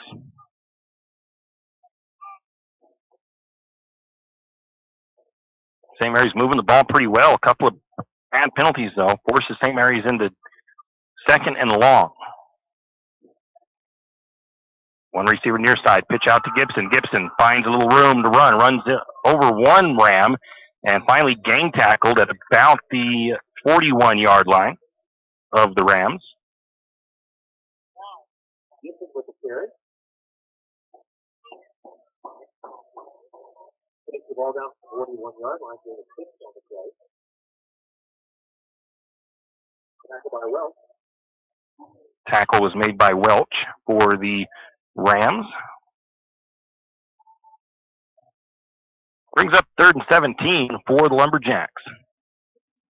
One receiver to the near side. We've got Year out. Top of the formation. Looks like we have no receivers up there. They're going heavy left, and another false start there by the Lumberjacks as J.J. Year out left a little early on the count there. So St. Mary's, like I said, had a pretty good drive going. And they've had a few ill-timed penalties. That'll bring the ball back 5 yards. Brings up third and 22 for the Lumberjacks.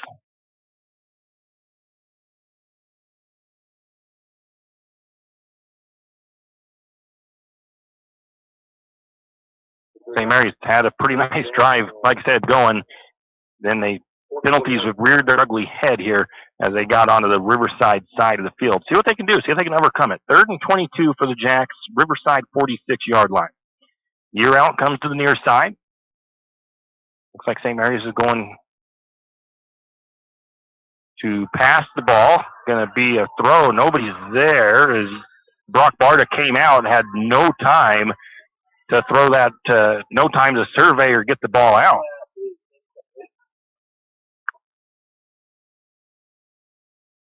So it brings up fourth and 22 for St. Mary's. That'll bring up fourth down. Offense, it looks like staying out there for the Jacks.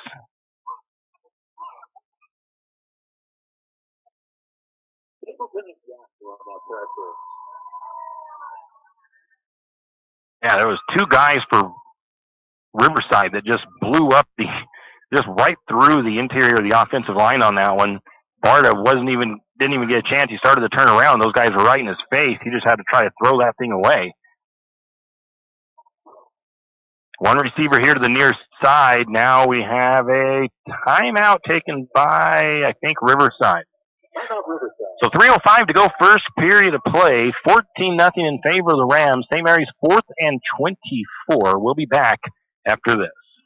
St. Mary's Realty is a St. Mary's icon. Why? Because they are a team. They work for you. And they've been a team for many years. Whether you are buying your first home, looking for a recreational cabin, or selling your current home, St. Mary's Realty puts their team on it for you. So stop in or give them a call today at 245-4502 and let their team be your team. That's St. Mary's Realty at 726 Main Avenue, St. Mary's. Financial investments are very important, but so are the investments of time, patience, and encouragement our young athletes receive from their coaches, teachers, and mentors. Heidi Kruger, your St. Mary's Edward Jones financial advisor, understands this. That's why Heidi Kruger is a proud sponsor of the Lumberjacks on KOFE. For all your investment needs, call 208-755-5294 or visit edwardjones.com. Edward Jones, member SIPC. The Lumberjacks come out after the timeout. It is 4th and 24, 3:05 to go, first period of play. The Rams up 14-0 over St. Mary's. They have one receiver to the near side, one at the top of the formation. Yeah, Julian Grimaldo up top, and J.J. Year out here to the near side. Barta under center, Gibson in the backfield. Barta takes a snap, looks, he's flushed out of the pocket. He gets to the edge, he's going to go deep. He's got two men down there in coverage, though, picked off at about the 15, and it's going to be Grimaldo to get the tackle. And now we have a flag afterwards.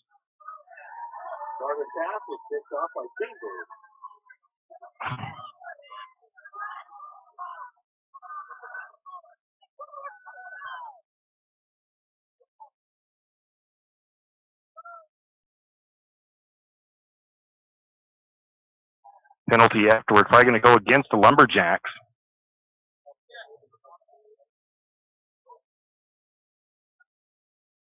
Chambers with the interception. Did I get that down as an interception? Oh, yeah.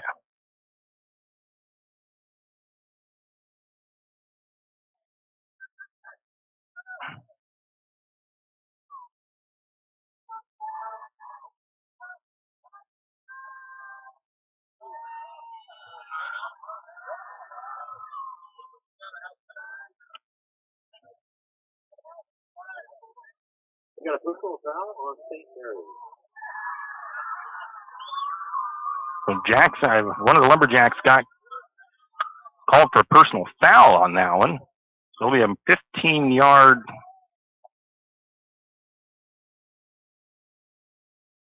spot. The ball is not going to be on the Lumberjack. Will bring the ball out to the 40-yard line, where the Rams will take over first and 10.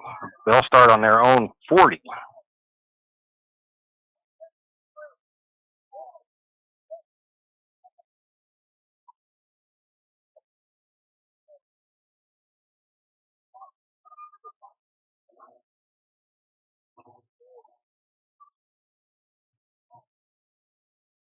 First and 10 on the 40. Going to get a pass from the Rams. It's going to be incomplete, looking on the far side of the field. Captain's pass is broken up by Gustav.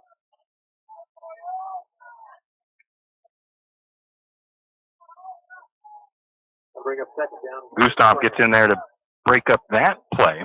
Second and 10 for the Rams. Rams on their own 40-yard line. One receiver to the near side, two to the near side, one to the top of the formation. Gaffney shotgun, two running backs in the backfield with him. Man goes in motion, takes a snap. He's going to keep it himself, finds some room, gets it up the middle. Going to be finally brought down after about a 6-yard gain, tackled by Dittman. Gaffney with an 8-yard gain.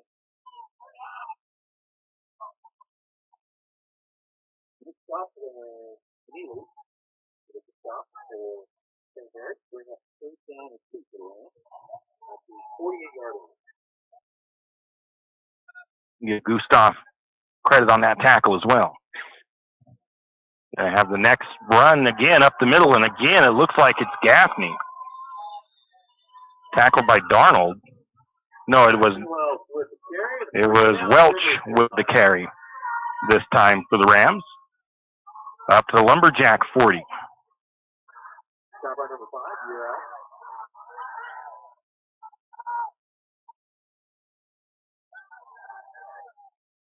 And get a pass. This time it's caught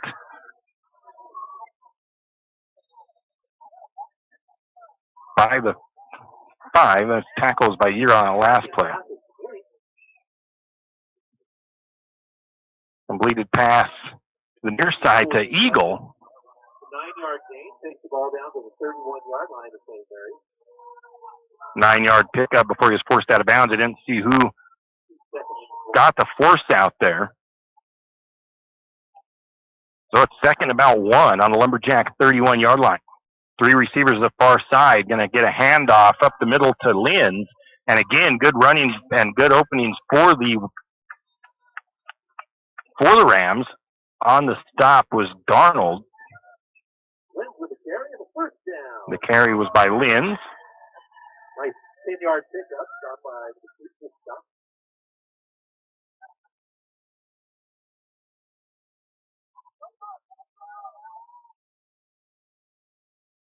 So another first down for the Rams as they march their third possession. They're threatening the Lumberjacks once again deep in St. Mary's territory. First and 10 on the Lumberjack 21-yard line. 1 receiver to the near side, 3 to the top of the formation. 1 running back in the backfield, Gaffney in the pistol. Going to take the snap. Going to quarterback draw. He just steps back a little bit and takes off. Nice pickup again by Gaffney. Gaffney with the keeper. First down, Riverside. Another 10-yard pickup or so. 11 yards for the Rams.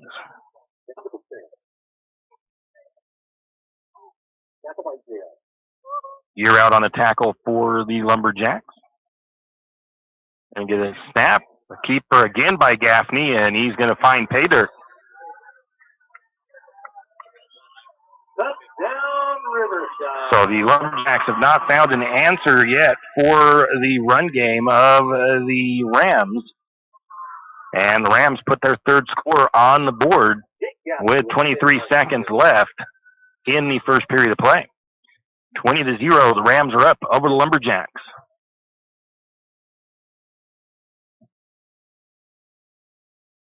Gaffney in to kick the extra point. And this one is up. Lumberjacks get a little bit of a rush on, but they can't get there in time. And it is good by Gaffney. 3 for 3 on extra points. The Rams stretch the lead 21-0 over the Lumberjacks. 23 seconds to go in the first period of play. The Lumberjacks will get the ball back when we return. Riverbend Car Wash and Laundromat, located next to Harvest Foods in St. Mary's. Open 24 hours, we have washers and dryers of all sizes to get your laundry done quickly. If you'd like to get your laundry done in less than 5 minutes, take advantage of our drop-off laundry service where we wash, dry, and fold it for you. While you do your laundry, be sure to take advantage of our touchless automatic car wash, which has that great undercarriage spray to get the grime off. Riverbend Car Wash and Laundromat can be found at riverbendbubbles.com or call 208-582-4844. And we are back here at Riverside High School. St. Mary's trails 21-0 late first quarter. Rams have scored on all 3 possessions. St. Mary's has had, 2 possessions now? I think maybe they had 3 possessions. They had a nice drive going in that last possession, but some key penalties knocked them way back and put them behind the sticks. Then a interception thrown on the 4th down, and then a unsportsmanlike or a personal foul as well. Now we get a penalty on the kickoff. A flag on the play.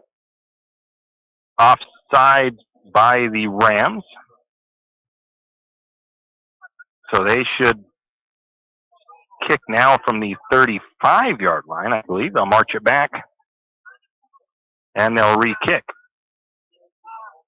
There's nowhere on here to put a penalty for pre-snap or pre-anything on that. So we'll just mark it 5 yards back. And we'll take the ball back 5 yards to the 35-yard line where Gaffney will... Actually, there was a spot to do that. So let's do that. Let's go kick off. Now we'll just start it. I'll do like I did already. Put it back at the 35.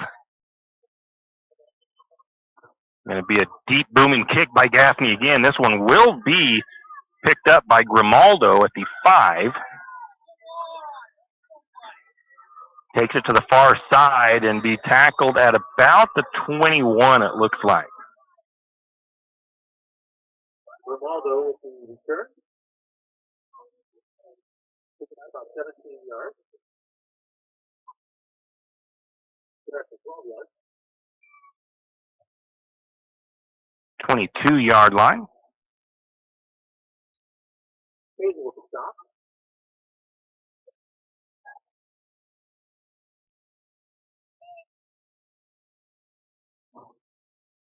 Lumberjacks take the snap, running up the middle, running hard. Once again, Trey Gibson. Nice run by Gibson.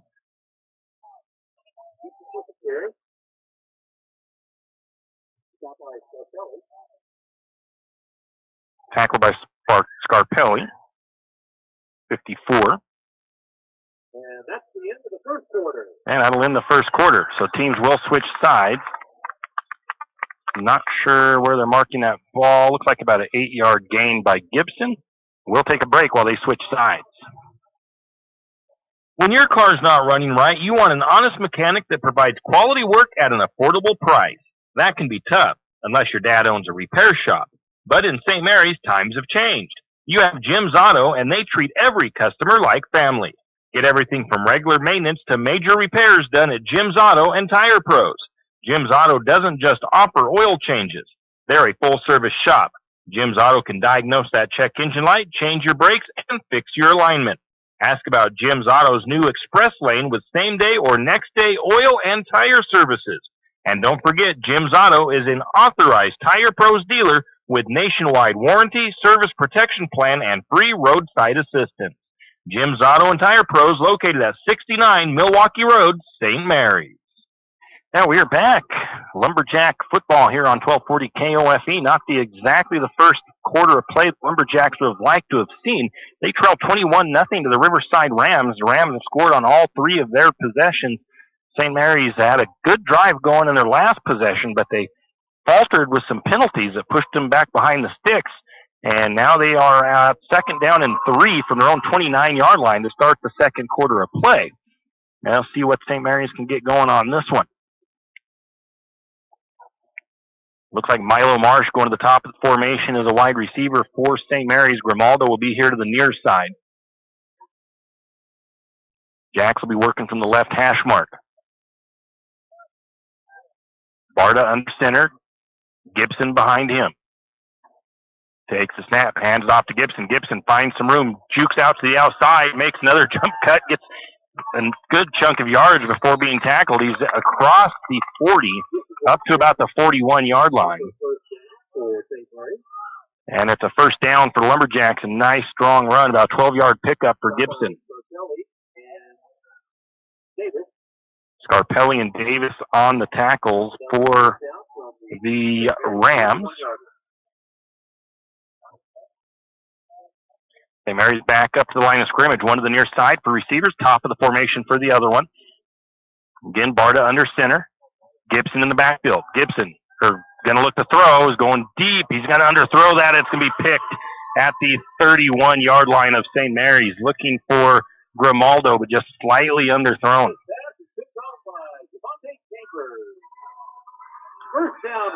Picked off by Devontae Chambers.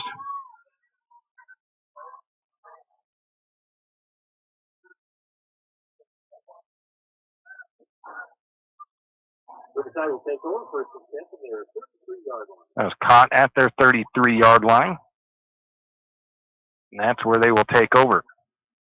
I believe it was Grimaldo getting that tackle there. Second interception of the game on that one. Lumberjacks, or the Rams with one receiver to the near side. 3 to the top of the formation. Spread out here on their offense. That's really helped them with the run plays. They're going to hand it off. This time it's to the number 2 of Welch. And Welch going to be tackled after about a 5-yard gain. The tackle by Grimaldo.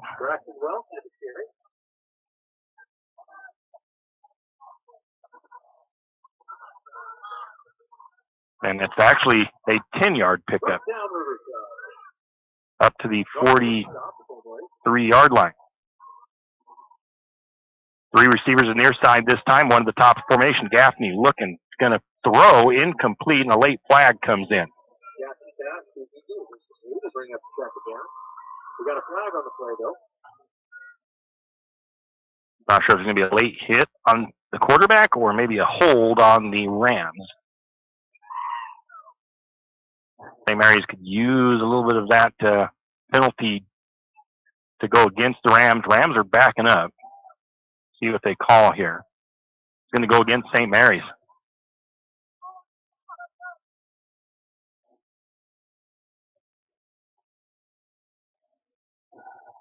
$15-yard looks like. Automatic first down. Roughing the passer. 42 of St. Mary's now, 1st and 10. So Lumberjack's not helping their cause with that late hit on the quarterback. 2 receivers top of the formation, 1 on the near side, 2 running backs in the backfield. Gaffney sends 1 in motion to the near side. He's looking to throw it to him. He makes the catch. Trey Gibson's going to come out and get him forced out of bounds. At first, I thought he was able to stay in bounds. He took that punishing hit from Gibson.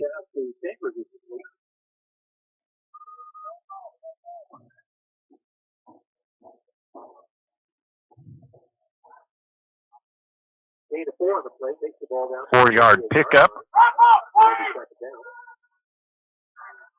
Brings up 2nd and 6 for the Rams. 1 receiver to the near side, 2 to the top of formation. 2 running backs in the backfield. Gaffney in the pistol. Takes the snap. He's looking to throw it out into the open man, and he's going to bobble and drop it, intended for Cooper Eagle. Gaffney pass to Eagle is incomplete. Bring up 3rd down and 6. Brings up 3rd and 6 for the Rams.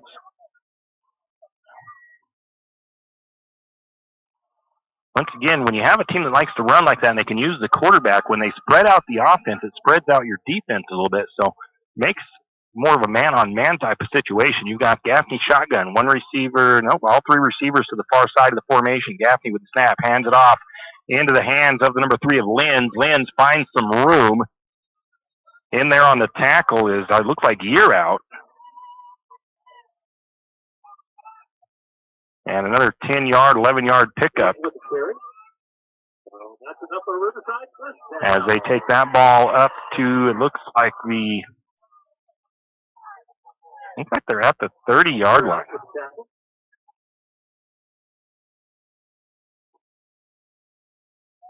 Now they're pass out into the flat. It's complete to Clayton. Ball comes out. On the tackle for Lumberjacks was Year out. St. Mary's recovers. St. Mary's has recovered.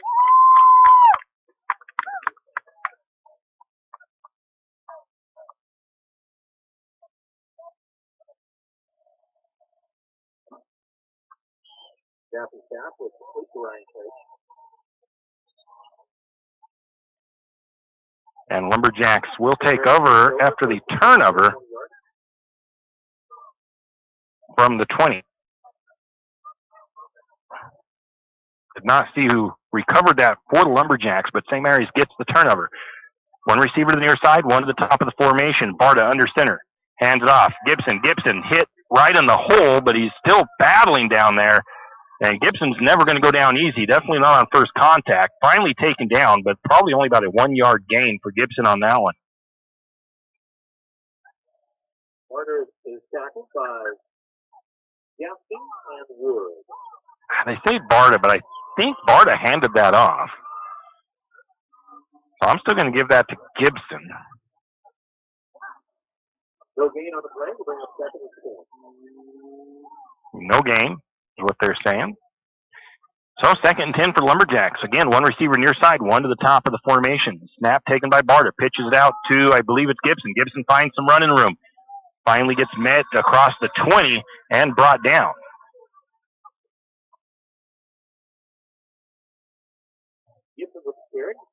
Up to about the 23, 24 yard line. Tackled by Campia. 3-yard pickup for Gibson. Brings up 3rd and 7 for the Lumberjacks. Says 6 on the scoreboard. Gain of 3 on the play to bring up 3rd down and 7 from the 24-yard line. Lumberjacks working from that far hash mark. Barta under center, 1 receiver top of the formation. Gonna take the snap. Looking to pass. Looking over the middle. It's caught by the 24 of Brebner for a short gain. That's 8 of the 24, Brebner. Tackled by. Ball is just across 25, probably about the 26 or 27 yard line. It'll bring up 4th down.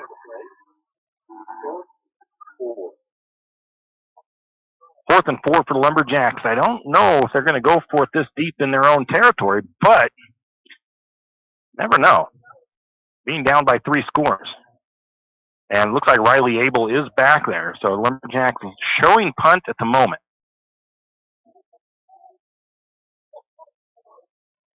Lumberjacks now able to count, and he looks like he's short a guy. Going to take the snap anyways, gets the punt away, and a nice punt once again by Abel. It'll take a bounce and roll for the Lumberjacks all the way down to the 31-yard line. No return. So it'll go all the way down to the Ram 32-yard line. No return.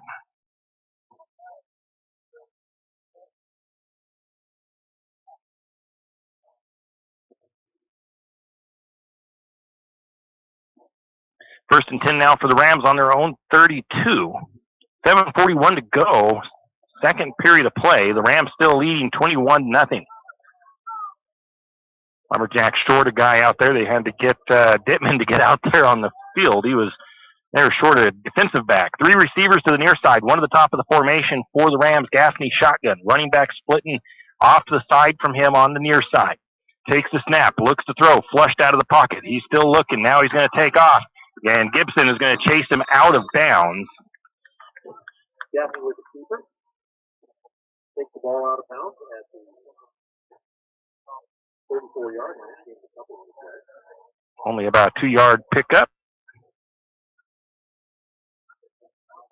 I can't really credit a tackle on that one. I know Gibson forced him out of bounds, but he didn't actually hit him. So brings up 2nd and 8 for the Rams. 2 receivers to the near side, 2 receivers top of the formation. Gaffney shotgun.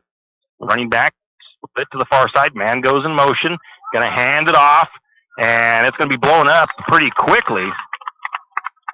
Making the tackle for the Lumberjacks, the 50 of John Canale. I believe it was Lenz on the carry. Lost about a yard.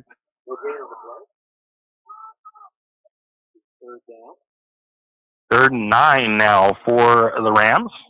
Once again, 2 receivers top, 2 receivers bottom. Gaffney surveys. Going to look to throw. Flushed out of the pocket. Goes to the far side. Looking to find some room to run. We'll get a flag, and that'll probably be coming back. Gaffney takes the ball down to the 45-yard line, but there's a flag on the play.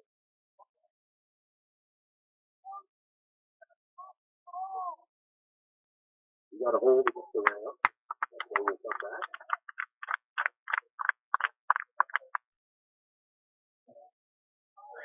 Get a hold against the Rams.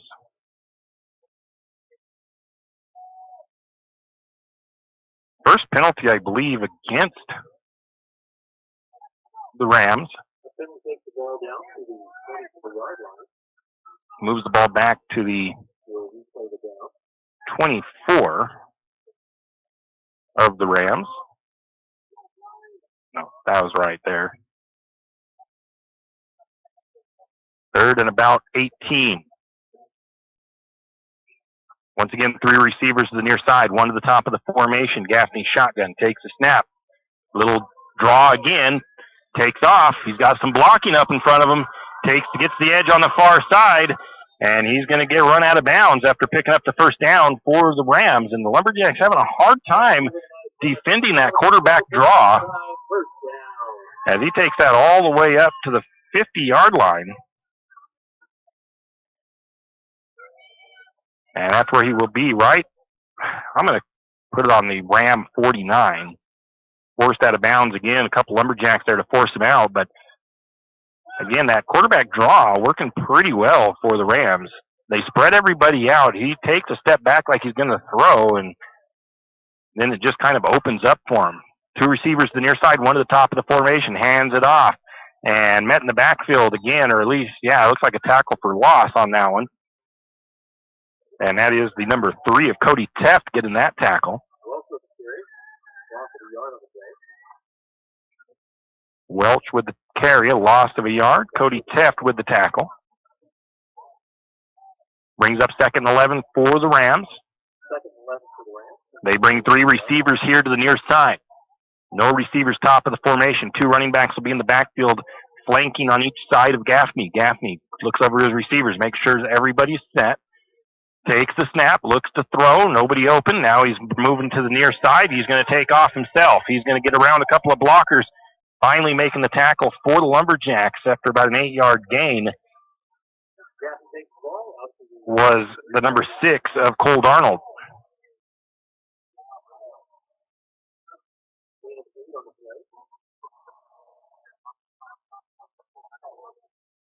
So it brings up 3rd and about 3. Again, 3 receivers to the near side. Nobody to the top of the formation. Gaffney with a couple of running backs behind him.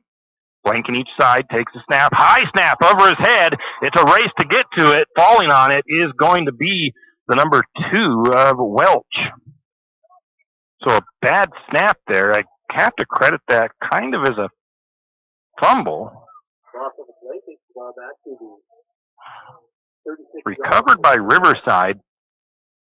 To bring up fourth down for the Rams. And it's going to be all the way back to the Riverside 36-yard line.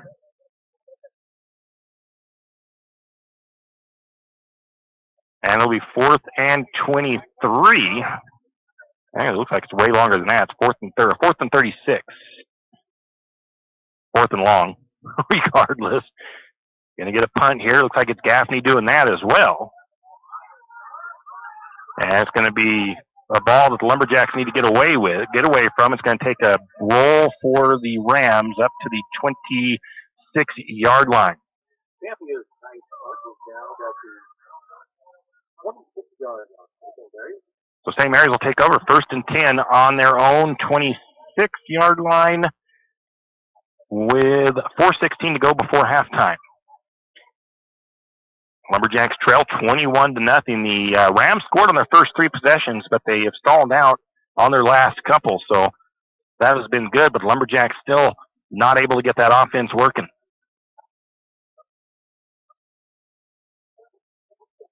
St. Mary's breaks the huddle. 1 to the near side, 1 to the top of the formation. Marsh up top. Grimaldo to the near side. Barta under center. Gibson in the backfield. Going to be a draw by Barta. He's going to pick up about, looks like up to the 30, a couple of yards for Barta. Wait and see where they mark it, because I always... So just to the 31-yard line. A 5-yard pickup. And see who made the tackle for the Rams. So St. Mary's working from the left hash mark. Barta with the snap, hands it off to Gibson. Gibson looked like he had a Ram, must have grabbed a hold of that jersey or arm and wasn't letting go. Gibson still picks up a couple.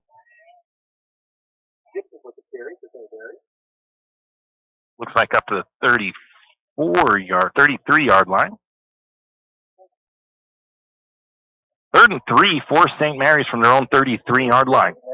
3:17 and counting. Lumberjacks trail 21-0 to the Rams here in Chattaroy. 2 receivers.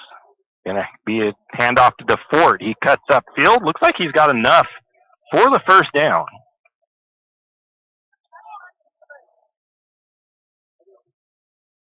As that ball is brought up to the 37. 4-yard pickup by Hayden DeFort. 1st and 10 for the Lumberjacks. 1 receiver to the top, 1 to the bottom for St. Mary's. Barta under center. Gibson in the backfield takes the snap, hands it off to Gibson, and Gibson powers forward for a hard-earned couple of yards there.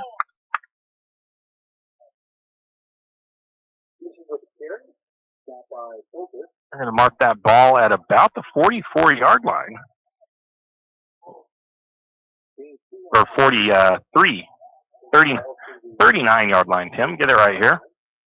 So gain of 2. Still working on that left hash mark for St. Mary's. 2nd and 8. Same formation. Barta under center takes snap. Going to be a reverse action. Oh, and he almost split the defenders, but he's going to lose a couple of yards, and that is, I believe, Darnold. He almost was able to split through those defenders. Cole Darnold on that little reverse action there. It's going to be a couple of yard loss. They credit Schneider with that tackle.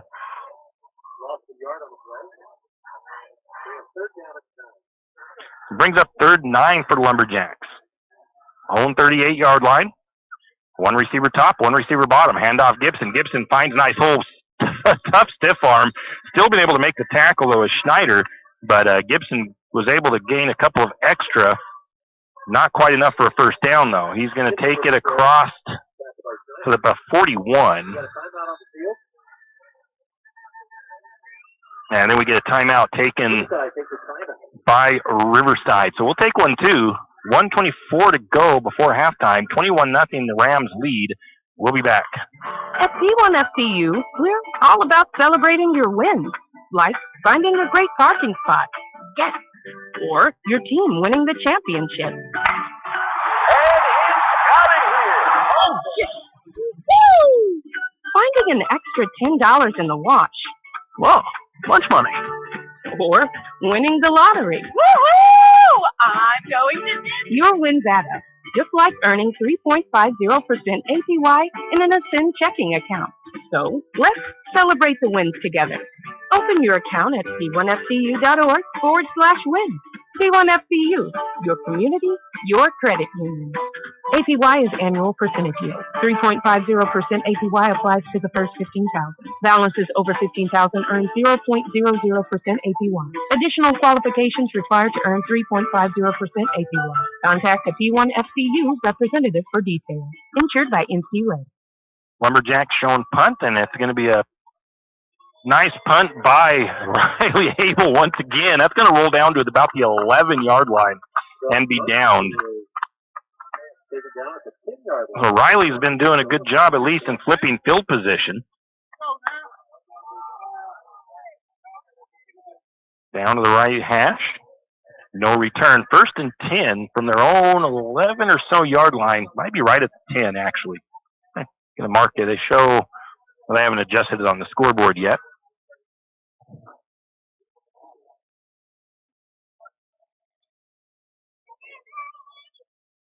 Rams, their quarterback and a couple other guys a little late getting out there to the party. They're headed out now after getting the play call from their coach. Looks like they're going with 2 receivers top of the formation, 1 to the near, no, 2, 3 receivers to the near side, actually. They're going to the short side of the field. Gaffney shotgun. He's got 1 running back in the backfield.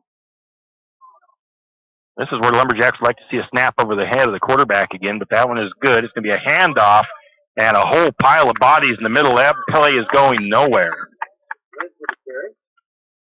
That was Linz with the carry. There's a whole host of Lumberjacks in there. I don't have no clue who made the tackle for St. Mary's on that one. There was a bunch of them in there. Brings up 2nd and 10. Going to get the snap. Looking to throw is Gaffney. Going to throw it short. It's caught. Looks like they got it just to the 15. Takes the ball out to the 17-yard line. Here's Darnold that made that stop. The snap. Going to look to throw again. Going short with the throw. That one's incomplete.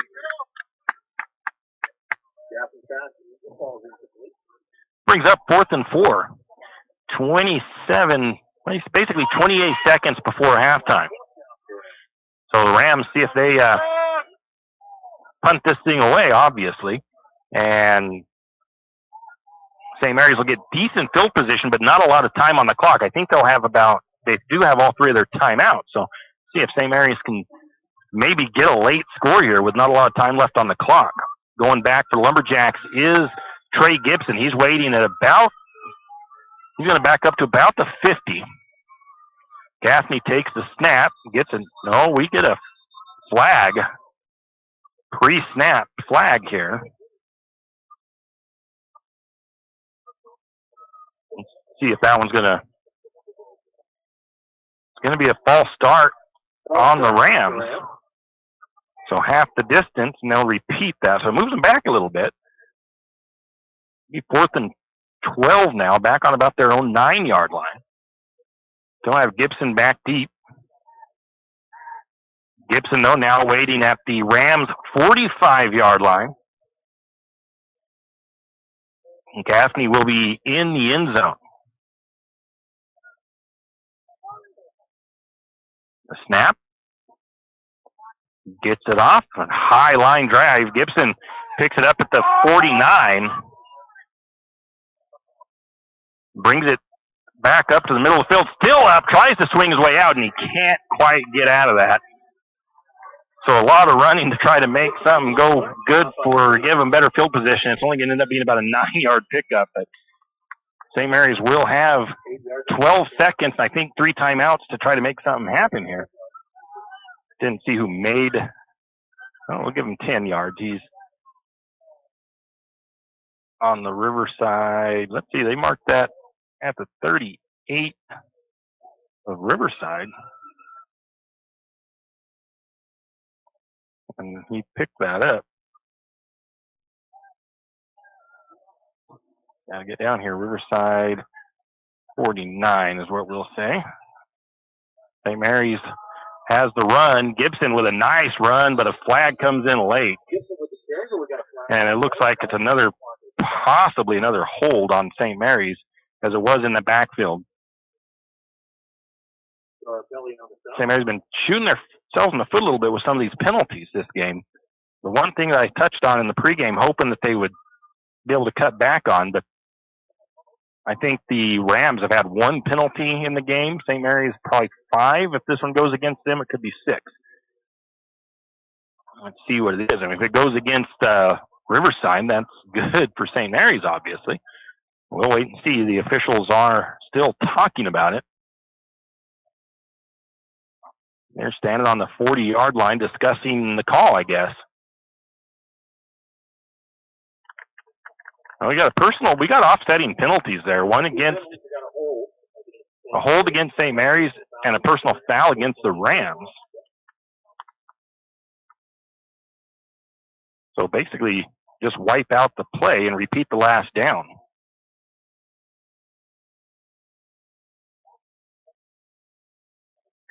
So it'll basically be like that play never even happened.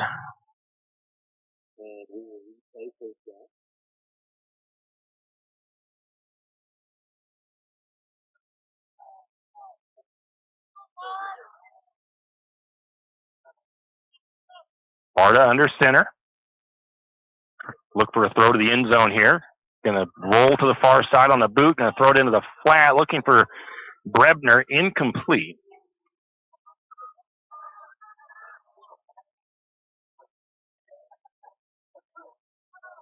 Barta's fastball is incomplete.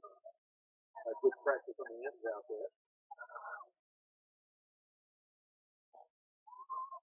So 2nd and 10 now from the 38-yard line of Riverside. 3 seconds on the clock. I kind of agree. I mean, you want to maybe try for that miracle play here, but you almost should just set on it and take it to the half. But they're going to have a little toss out to Gibson. Gibson shedding tacklers. He's going to have a nice run, but it will breathe the end of the first half. And it was a nice run by Gibson as he takes that up to about the 25. And that's the end of the first half. There was a 13-yard pickup, but it also ran the clock out. So we go into the half. St. Mary's trailing 21-0 to the Riverside Rams. We'll take a break, come back with our senior spotlight. Today's senior spotlight is senior running back Trey Gibson. Kenny and the crew at 10th Street Superstop invite you into the biggest convenience store in town. 10th Street Superstop is your one-stop shop for gas, propane, snacks, and ice-cold drinks. Stop in for breakfast or lunch, breakfast burritos and pizza to paninis and fajita burritos. 10th Street Superstop has something for everyone. Whether you're headed to a Lumberjack game or out into the woods, 10th Street Superstop is the place to stop for anything you may need. 10th Street Superstop on North 10th Street in St. Mary's. Do you have a hazardous tree on your property? You need some trees or brush removed in preparation for a home or shop? You need to call Andy's Arbor and Site Clearing. Andy's Arbor and Site Clearing specializes in the removal of dangerous trees, pruning, thinning, and chipping. Andy's Arbor and Site Clearing also has a bucket truck for those hard-to-reach areas. So if you're in need of some thinning, tree removal, and site preparation, call Andy's Arbor and Site Clearing. That's at 208-582-2134. That's 208-582-2134. Andy's Arbor and Site Clearing. The St. Maries Lumberjack Booster Club is looking for volunteers and active members to participate in the many activities the Booster Club does in support of our Lumberjacks. The Lumberjack Booster Club provides much appreciated support to Lumberjack sports programs and is always looking for new active members and new ideas. The Booster Club is currently in need of new officers as well as volunteers to help with the Hall of Fame banquet and auction, spirit building, senior night, and more. Anyone interested can contact Lynn Masterson at 208-568-1802 or just come to a meeting at the fire station. High school sports don't just happen. There's a ton of work that goes into every single athletic event. And we have our school's athletic director to thank for A lot of it. Thank you. For scheduling officials, so I can always play the game I love. For ordering quality athletic equipment, so I can stay safe on the field. For mentoring my coaches, so they can be the best role models for me. For coordinating transportation, so I can get focused for the big game. For helping us develop character and learn lessons that will benefit us for the rest of our lives. Thank you to our AD for always creating a positive experience for us. We'll never forget it. From all of us at the NIAAA, thank you to every athletic administrator in Idaho for all you do to enrich the lives of your students. It does not go unnoticed. This message presented by the NIAAA, the National Interscholastic Athletic Administrators Association. Archie's IGA is not only a proud supporter of Lumberjack sports, but a proud supporter of the St. Maries community and shopping locally. When you shop local, you help businesses support other local businesses, as well as helping your local businesses to provide jobs.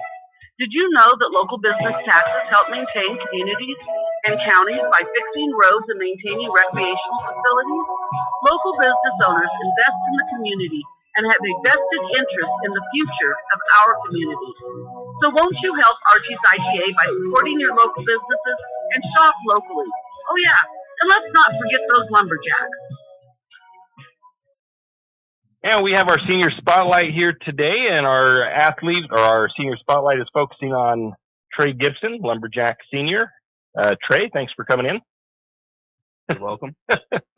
Don't be too shy. Okay. I know you're typically not too shy, kid. Come on. So what sports do you play? I play football, wrestling, and baseball. Which one of those is your favorite? Football. Football? By far. I guess that makes sense. I mean, I know you played 1 year of basketball, then switched back to wrestling, and so I wasn't sure if wrestling might have been kind of top two. I like it, top two? Yeah, I'd say so. And baseball is just kind of, you get talked into it, or just to finish doing something? Three-sport athlete. What has playing sports taught you?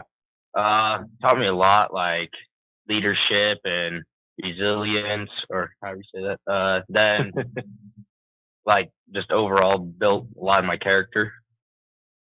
What is one of your favorite things about playing sports? Teammates, having your friends around a lot. And what's your least favorite? Conditioning. In all sports. Every now and then, and actually, I'm surprised not more say it, but losing as well, probably. Yeah, I hate losing, but it teaches you a lot. Yeah, sometimes you learn more from a loss than a win. So yeah. What's your favorite pro sports team and player? Probably the Green Bay Packers, and my favorite player would have been Clay Matthews, but he retired. Got to pick a new one then, right? Probably Aaron Rodgers, even though he's not playing for the Packers anymore. What are your goals this year, on or off the field, or field or mat? Because you're a wrestler, not a basketball player. So. I'd say I want to make the playoffs for football, and then I want to place a state for wrestling. Come on, you can say it. You want to beat Eli's rushing record, rushing numbers. Come on. I do. We're talking with St. Maries Lumberjacks senior Trey Gibson. We'll take a quick break, and we'll be back with more. Janelle Martin Holmes, your Farm Bureau insurance agent in St. Maries, is a proud Lumberjack supporter because they're her hometown team. When it comes to insurance, that's also one reason so many people in St. Maries choose Farm Bureau insurance. They have a complete line of insurance products, including auto, home, commercial, and life, plus they have great customer service and competitive rates. And they're also a local company with local agents right here in St. Maries. So let's hear it for our hometown teams. Contact Janelle Martin Holmes, your local Farm Bureau insurance agent in St. Maries at 105 North 8th Street, St. Maries. Tax time is here again. I know. It's not your favorite. But at H&R Block, tax time is our favorite time of year. It's when our tax pros get to do what they love the most, help people. By getting to know you, they can make sure your return gets done right. It's not just about numbers, boxes, and forms. It's about personal care. So you get every credit and deduction you deserve. And with an average of 10 years experience, our tax pros get your taxes done right. Just one of the many ways Block has your back. Tired of wasting your money on credit card processing fees? Call Flat Creek Payments. We will help you reduce or eliminate your credit card processing fees. Take a moment to review those fees you paid last month. You know, the ones that slipped through the cracks. Now imagine having all that money back in your pocket. Sounds awesome, right? Let Flat Creek Payments make that dream a reality. Call Flat Creek Payments today, 208-695-1056. That's 208-695-1056. Flat Creek Payments. And we're talking with Trey Gibson, Lumberjack senior. What are your plans after high school, Trey? Probably play college football somewhere. Don't know where yet. What is your... I don't know about this one. Might be interesting. What's your favorite subject in school? Advanced fit. Advanced fit. Who is someone you look up to? Probably my two older brothers. Those are both pretty good athletes in their rights too. Yeah. Does your teammates have a nickname for you, or I think this is just a overall nickname? Probably it's not just from your teammates. Yeah, Whitey. And what's that from? My Uncle Duke gave it to me when I was way little, and it was because my hair was super blonde. What is your most memorable moment to this point? I'd probably say beating Grangeville last year. That was a good game too, because it was a pretty close score at the end, if I remember right. I think we won by like 2 touchdowns. Was it? They all run together to me. I just can't ever remember from one year to the next. Do you have anybody you'd like to thank? My teammates, my coaches, and my parents and my family members. All right. Well, we thank you for coming in. Good luck this year and beyond once you get out of high school, and good luck tonight as well. And anything else you'd like to say? Nope. Thank you. All right. This has been our Senior Spotlight with Trey Gibson. We'll take another break and come back with more. Any adventure, any task, anytime. There's a Yamaha utility ATV for any ride and any rider. See the full lineup at St. Maries Dawn Cycle. Adventure seekers can start with the trail-tested capability and comfort of the Yamaha Grizzly lineup. For the ultimate mid-size ATV performance, check out the Yamaha Kodiak 450. And for those who mix work and pleasure, the Yamaha Kodiak 700 line devours chores and leaves room for adventure. Find your utility ATV at St. Mary's Dawn Cycle or YamahaMotorsports.com. ATVs are recommended for use only by riders aged 16 years and older. ATVs can be hazardous to operate. Yamaha recommends an approved training course for safety and training information. See your dealer or call 1-800-887-2887. Hughes Ace Hardware wants to invite you to come in and take a look. Hughes isn't just about hardware. Whether you need dish soap and sponges to clean up after your husband's guys' night, or storage solutions for your wife's shopping addiction, you can find it at Hughes. Come see the difference. Everything you need, from a blow dryer to replace the one your toddler dropped in the toilet, to a bathroom scale to help your hubby stay on his fitness goal. Hughes Ace Hardware is the place to get the products you need and the help you want all the time, every time. You always hear on the radio, cross the bridge to safety. But it's true. St. Mary's Harvest Foods has what you need when you need it. And if you don't see it, then just ask one of the friendly staff and they will gladly help you find what you need. From meat, super fresh produce, and dairy, St. Mary's Harvest Foods will save you big on the things you need the most. No time to cook tonight? Then check out the hot deli for something quick for dinner. St. Mary's Harvest Foods, where you truly can cross the bridge to safety. Now we are back. It is halftime. St. Mary's trails the Rams 21-0 in the early going, or not early going, at halftime. I'm going to go, actually I should have done this earlier. And I'm going to try to get into the different stats here so I can get a little bit better view of the stats.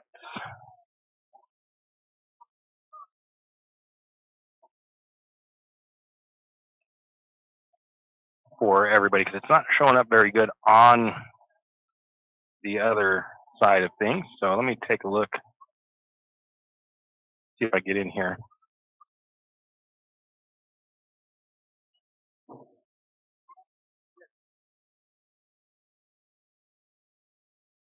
So it is updating the stats right now for Riverside, and it looks like it's not, well, yeah, it's probably about right. So the scoring for Riverside, they had a 12-yard run by Gaffney. The kick was good in the first quarter.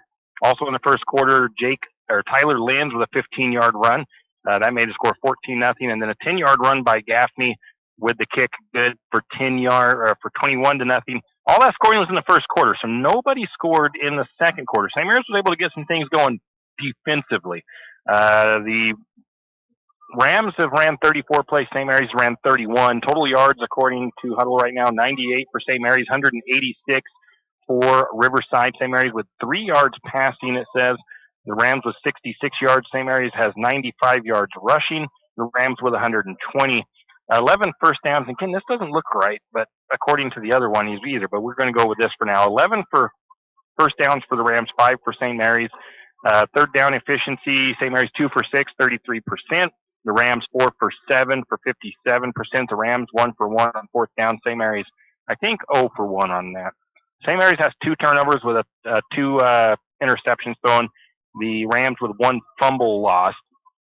I have St. Mary's with 5 penalties, but I don't know if that's fully updated either. The Rams have 3, but I think St. Mary's has a few more than that. So going to this didn't exactly help me a whole lot as far as that update either for the stats. That's one thing. It's a little bit different using the Huddle program for doing the stats as far as the halftime report. But anyways, we have Jack Barta, 1 for 6 throwing, it shows, for 3 yards. And I don't even think that might be not quite right, but we'll see how everything pans out later. Gibson has 12 carries for 64 yards on the night. Brebner has 1 carry for 17. Barta has 3 carries for 12 yards. Hayden DeFort with 1 for 4. Gaffney is 7 of 13, it says, for 66 yards passing. And then it says rushing. They have a total of 88 yards, it looks like. Lenz with 32, but I know these numbers are off a little bit for them because Gaffney has quite a few rushing yards. He basically is the rest of the team probably with that 88 yards. Defensively, right now, the way it's updated, let me go look again at the Huddle app itself. Let's see here. Trey Gibson has 2 tackles with an assist. Julian Grimaldo has 2 tackles. That says Holder, but it's not Holder. It's J.J. Yearout with 2 tackles. Colt Arnold has 2 tackles and 1 assist. Number 50, Kennelly has 1 tackle, I believe, and 1 assist. Roan Ford has a tackle. Cody Teff has a tackle. Gerard Dittman has an assist.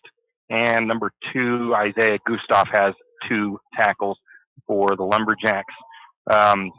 Biggest thing St. Mary's needs to do in the second half is to clean up the penalties. I know it said 6 or 5 penalties for St. Mary's in that one thing I looked at, but I'm pretty sure St. Mary's is up around 8, 9 penalties, probably close to 100 yards worth of penalties. Sometimes Huddle just doesn't quite update super fast to their servers, I guess, so it's kind of hard to get there. And then in my stats at halftime, it didn't show penalties in the team stats, so I couldn't look that up. But 21-0 coming out of halftime. St. Mary's will get the ball to start. The march back is a tall one. St. Mary's has to get the stops, but they do need to. They need to score on this first possession. They've got to get down there, and they've got to put the ball in the end zone. And then they've just got to start to keep doing what they've been doing defensively. They've let still some big things happen, but they have done a pretty good defensively in that second quarter, even with a few couple of plays. So we just got to wait and see. St. Mary's, they make some good adjustments at halftime and see what they can do coming out here to start the second half. Once again, St. Mary's will get the ball, and they are down 21-0 to the Riverside Rams. I think they switch back. They're going to be going the way they started. So St. Mary's should be going from left to right on your radio dial. They should be defending the north end zone, I think. I don't know if they get to check or to pick which way they want to go at half. I think it just is an automatic flip of the field, if I recall correctly. Second game of the year, guys, trying to remember all of the intricacies and rules to high school football. But let's just see what St. Mary's can do here coming out in this second half. Both teams still kind of milling around the sidelines. Officials, you got a couple of them coming to the middle of the field with the ball. You got one coming over to talk to the chain gang. And we'll see. It looks like, St. Mary's will be receiving the ball on the north end zone or on the left side of your radio dial. And again, I'm sure Gaffney will be kicking. He's done a good job kicking tonight. He is a pretty darn good athlete, I will have to say. He is their extra point kicker, field goal kicker. He's their punter. He's a quarterback. He is a dual threat quarterback. He can run like crazy. He's also plays defense. So, he's just all over the place out there for the Rams. And right now, the Rams looking pretty good. 21-0 over St. Mary's. So let's see what the Lumberjacks can do here in the second half. We got a couple of different returners going down for the Lumberjacks. Actually, it almost looks like we're sending 4 returners back, or no? No, I don't think so. I think it's going to be Grimaldo and Gibson. I was looking at Darnold and Anderson. They're both the next level up from the 2 returners. So Gaffney will kick off from the 40. High, deep kick, fielded by Grimaldo. I didn't see exactly where Grimaldo fielded it at. Probably at the 5. Grimaldo gets some blocking down the sideline and a good return. I'm going to say he caught that at the 5. And looks like he's forced out at the 34 of St. Mary's. And it was Davis with the tackle for the Riverside Rams. So St. Mary's starts 1st and 10 on their own 34-yard line. St. Mary's brings a receiver to the near side. That's Milo Marsh. Top of the formation is going to be Grimaldo. Under center, Barta. Take the snap. Barta keeps himself, has some room on the far side, picks up a nice little chunk before being gang tackled out of bounds.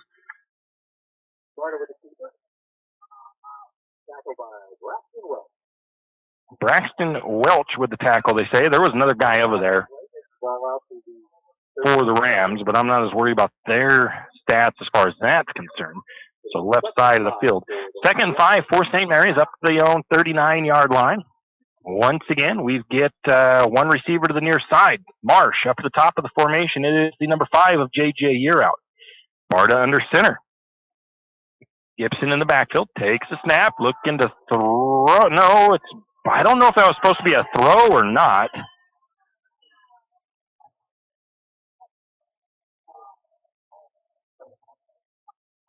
I'm not sure if that was a run or a pass. I'm going to call it a run, I guess, for Barta, and he lost some yardage back to the 36.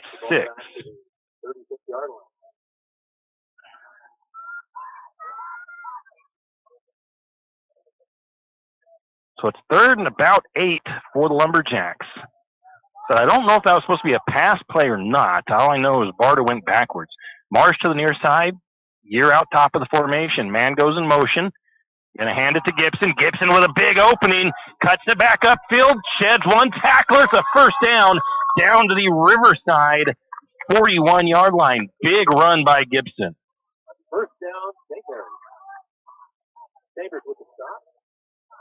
That was a big run. That was 23 yards as Gibson paying homage to I think his number last year was number 23. So 23-yard run on that one for Gibson. One to the near side, one to the top of the formation. Man goes in motion, hands it off to Gibson. Gibson finds a little room to work. He's going to be tackled by the 70 of Gaffney. Gibson with the carry. Looks like they're only going to give about a 4-yard pickup on that one.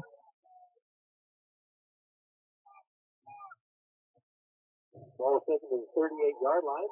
4-yard gain. 4-yard gain for the Jacks. 2nd and 6 up to the Riverside 38-yard line. One receiver to the near side, one to the top. Gibson in the backfield. Getting a little bit of confusion, I think, on that play. Barta did get the handoff to, I think that was Brebner. Brebner takes that down to the 40-36.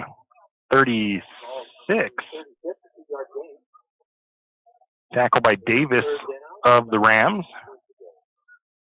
Puts that back in the middle of the field. 3rd and 4 for the Jacks. Once again, Barta under center, 2 receivers, 1 to each side. Gibson in the backfield. Man goes in motion. Hands off to Gibson. Gibson will stutter step at this line of scrimmage, and he's still fighting. He's got a gang of Rams on him. They finally blow the whistle dead. I'm not sure if he got a yard or not. There was, I'm going to say number 2, Welch, and number 70 in there on that tackle. I mean, there's Gaffney. Brings down 4th and 2. I think they gave him a gain of 1. Lumberjacks on the Ram side. They're going for it. And we get a whistle. I think it's going to be offsides on the Rams, actually. It is. We're going to get an encroachment, and that will be an automatic first down for the Rams, or for the Lumberjacks.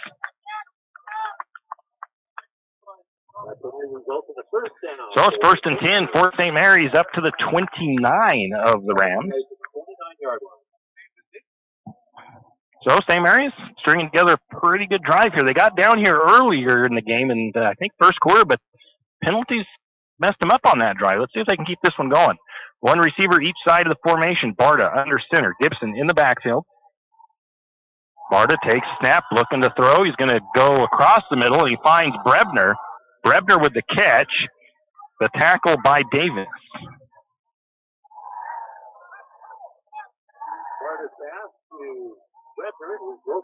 Oh, no, they say it's incomplete. I thought he caught it. Go back. Let's see if this. Why does that say 4th and goal? Oh, that is not right. We are 2nd and 10 on the 30. That part was right. Lumberjacks hand it off up the middle. No, that was 2nd and 10. Gibson with the carry. Tackled by Welch. Gibson had the run. Tackled by Welch and Scarpelli. Gain of 2 on the play to bring up 3rd down and 8. So 3rd and 8 for the Lumberjacks. 3rd and 7, 3rd and 8. I, for some reason, had it on 4th down and goal. Now we get another whistle, and St. Mary's going to get called this time, so they'll move it back 5 yards. We got a false start on St. Mary's. That'll be a 5-yard penalty. That brings up 3rd and 13.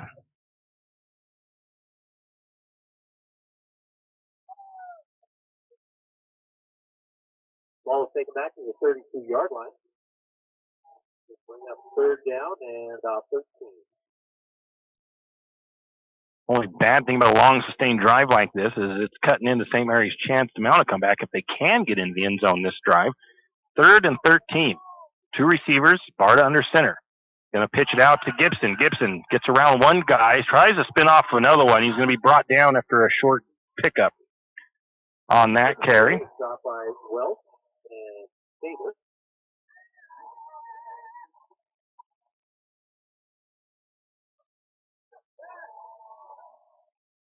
No gain on the play. They say no gain.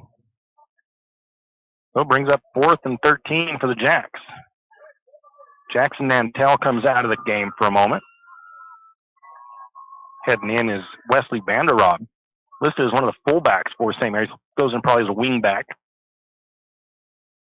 St. Mary's needs to pick up 13 yards here. Now we're going to get a timeout taken by the Lumberjacks. A little bit of confusion there and getting their personnel and their play in. 5:56 to go, 3rd quarter. St. Mary's driving, but it's 4th and 13. We'll be back. Jack Fuel Trucking knows that there are few things as important as wise use of our natural resources. And by utilizing the chips in the manufacturing of lumber, that is exactly what is accomplished. If you look beyond the wood chip, you see an entire community of schools, churches, and businesses, and most importantly, people. Jack Fuel Trucking believes in responsible harvesting of our natural resources. After all, when you take a close look, those aren't just chips. They're an entire community. Jack Fuel Trucking. And we are back. St. Maries takes a quick timeout. Been a pretty good drive by St. Maries, but now behind the sticks, a couple of penalties. Really just one. That was a false start. 4th and 13 for St. Maries on the 32 of Riverside. Both teams still in their huddle with the coaches after the timeout. Coaches trying to get in that perfect play call here for 4th and 13 play. Officials blow the whistle, say time to get back out here on the field. The timeout, I think Jackson might have gotten poked in the eye or something, or it looks like they're trying to wash something off, his eye out, something down here on the sideline. So hopefully he'll be okay and gets back into action. St. Maries comes out with, looks like they're in their heavy formation, or what everybody would know as wedgie. Everybody in tight. Barta under center, Gibson in the backfield, 2 wing backs. Taking the snap. He's going to roll out. He's got protection this time. Now he's going to keep it. Let's see, he's not going to be able to get there. He just barely gets back to the 29, it looks like. We're going to call it a scramble by Barta. And he'll take it to the 29. It's a gain of 3 yards, but it'll still be a turnover on downs for the Lumberjacks. So St. Maries had a good drive, pretty good drive going. Stalls out, though, they're late. 30-yard line.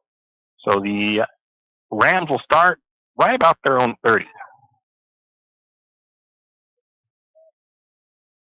2-3 receivers, top of the formation. Gaffney with 2 running backs in the backfield. He's in the shotgun. Sends the other receiver or the other running back out. Hands it off to the receiver left there. Stiff arms one guy. That is Linz. And we're going to get a whole host of Lumberjacks on the tackle. Pickup of about 7. Roan Ford with the tackle. Where is my Ford at? I don't see Roan Ford in here. We'll go to Gustav, number 2. All of a sudden, I'm not seeing Roan Ford in the run for the Lumberjack, or the run by the 22 of Davis this time.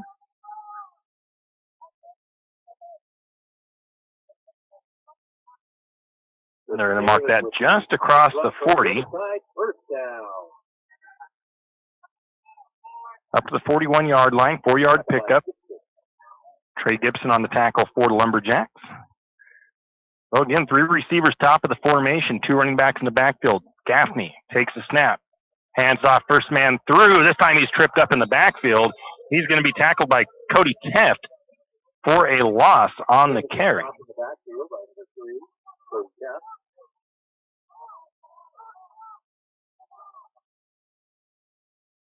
Loss of a couple on the play. Loss of 1 yard on the play. Puts the ball back to the 40. Second down and 11 for the Rams.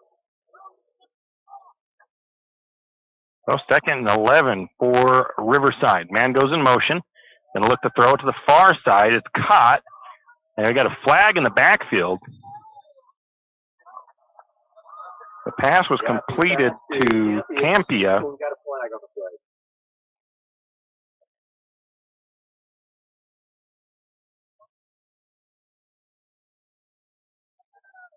Was thrown in the area of Tyler Lind. It's going to be a holding penalty. So it'll march off 10 yards for the Rams.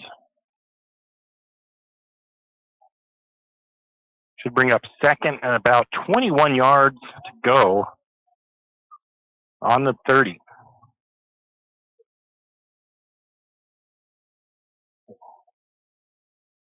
They're marking this off.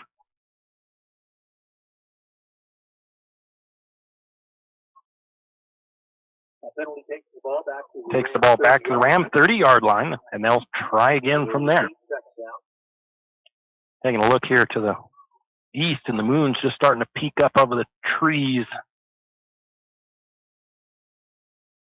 Going to get a snap for the Rams. Gaffney keeps it, works to the far side of the field.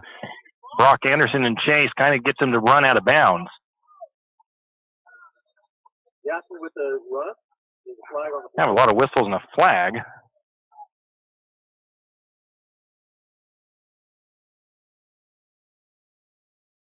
They're going to mark the ball at the 37, and there is a penalty, though. See who this penalty goes against. Hopefully it's not against St. Mary's.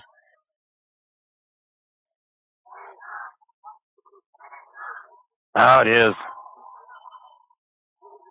You got a personal foul against St. Personal Mary's. foul against St. Mary's.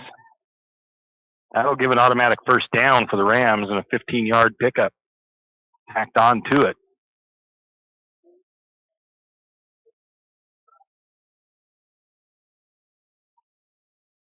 So the Lumberjacks had them backed up. That penalty will give the Rams a first down. But it gives the Rams a 1st and 10 at their own. Ball is played Oh. to the 48-yard line. They're marking that all the way up to St. Mary's 48-yard line. So 3 receivers in their side. New set of downs for the Rams as they continue their drive. Gaffney looks to throw. He's got some pressure in his face. He's going to throw it incomplete. Gaffney's pass is incomplete. Bring up a second down. Intended, I think, for Cooper Eagle.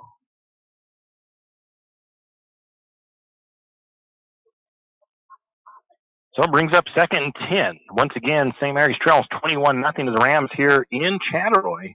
3:55 to go, 3rd quarter.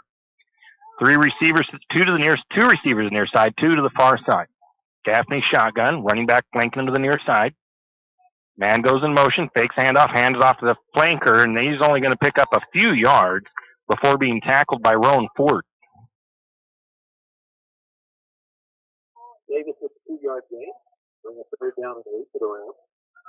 2-yard pickup. Brings up 3rd down and 8. 3rd down and 8 for the Rams. They bring their guys up to the line of scrimmage. Once again, they've got 3 receivers to this near side. 1 to the top of the formation. Gaffney shotgun. Running back flanking him to the near side. Takes a snap a little bit high. Fakes the handoff. Keeps it himself. Going to try to power forward. He's going to pick up a good chunk. He's going to be short of the first, and I believe, let's see who that was on the tackle. It looks like it was Darnold. Takes down to the 30-yard line. Tackled by Darnold. Down to the 30. That was not that long of a run.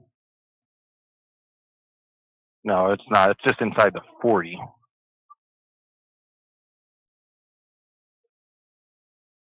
It's 4th and short. And now we get a penalty flag. Stop the ball. Ball's on the 39, and it's going to go against the Rams.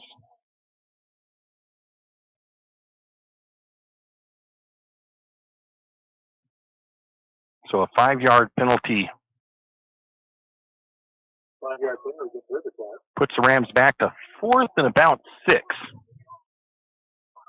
Still going forward, of course, here. They take 2 receivers top of the formation. 3 receivers top of the formation now, as they're still looking over at the coach trying to get their formation correct. It looks like Gaffney's still looking to the sideline.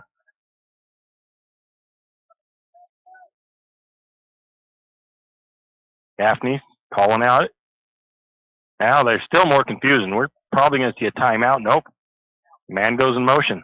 Gaffney takes the snap, looking to throw. He's got pressure across the middle. It's caught. Oh, and I think it's just going to squeak forward for the first down. What an effort by the receiver. That was number 8, Proctor. Gaffney's pass is Campia is complete. They said Campia, but well, maybe it was. Maybe it looks like we'll give it to Campia. And they picked up the 4 yards they needed or so there. Whole host of Lumberjacks on that tackle.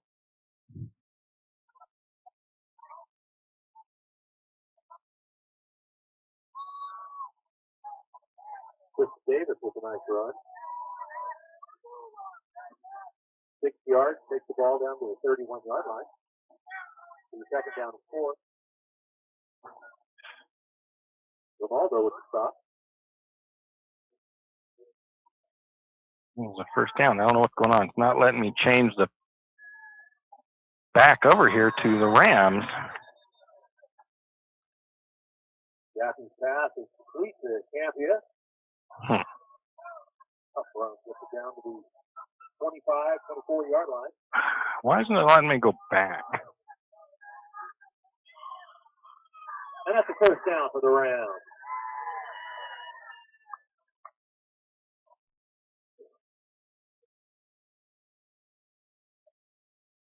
So Riverside has the possession.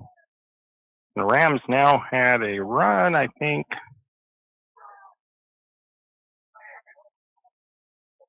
Then a pass. They had a first down.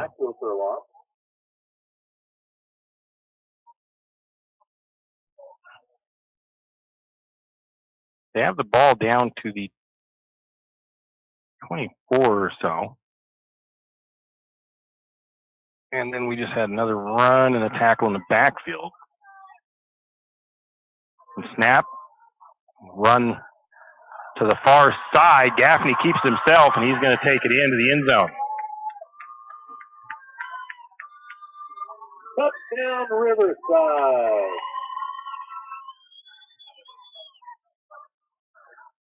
So I had this thing kind of not right. A 23-yard run by Gaffney.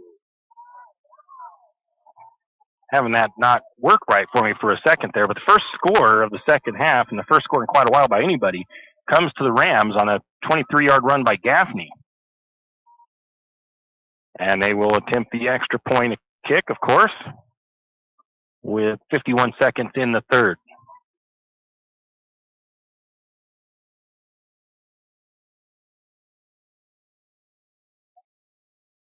Kick is up, and it is good. Score is 28 in favor of the Rams, 0 for the Lumberjacks. As the Rams in control of this one, we'll take a break and be back. Do you need help finding that perfect gift? Looking for that personalized touch? Come to Jack's Pharmacy in St. Maries and let us fill your balloons. Not only does Jack's carry all of your gift and party supplies, but we're here to serve you with all your personal care items. Come in and let our personal care experts help you find just what you need from our wide selection. If we don't have it, we can get it. Plan your party at Jack's Pharmacy, your good neighbor pharmacy, where you'll receive personalized service and attention. Looking for future leaders we can believe in? Look no further than the high school student athletes right here in Idaho. High school sports teach young people how to be effective leaders.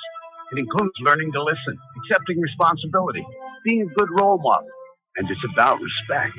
The result, it transcends sports. It gives us hope for the future. This message presented by the Idaho High School Activities Association and the Idaho Athletic Administrators Association. Yeah, we are back. We have in the back deep for Lumberjacks to Fort and Julian. Gaffney will kick off for the Rams. Lumberjacks need a little spark here, get something going, a little excitement. Deep kick in the middle. Julian. Oh, Julian had to go to his knees to field that, and he fielded it like the 4-yard line. So the Lumberjacks looking for a spark. Instead, they get a long field to go. 1st and 10 on their own 4-yard line for the Lumberjacks. That was a perfect kick by Gaffney. I think Julian just kind of misread it a little bit too far back, and he had to go to his knees to grab that. In hindsight, you say, get out of the way of it, let it bounce into the end zone. Marsh to the near side, Grimaldo top of the formation, Barta under center. Man goes in motion. That's Teft. Barta stumbles, but he handed the ball off. Gibson pops out on the far side of the field. One man to meet, stumbles out of him. Now he's got blockers in front. He's still rumbling. Finally brought down on a big gain up to about the 38-yard line. Tackled by Martin. Nice run for St. Mary's. Nice run by Gibson. 38-yard line. I couldn't tell where that ball had gone. I seen Barta fall into the end zone and didn't realize Gibson had it as he came out the other side. Gibson now has to come off for a breather after that run. 34-yard carry by Gibson.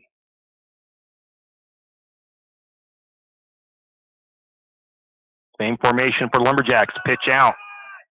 Cutting it up the near side was, see who that was with the carry. Like number 23 for the Lumberjacks. That is Aiden Year out.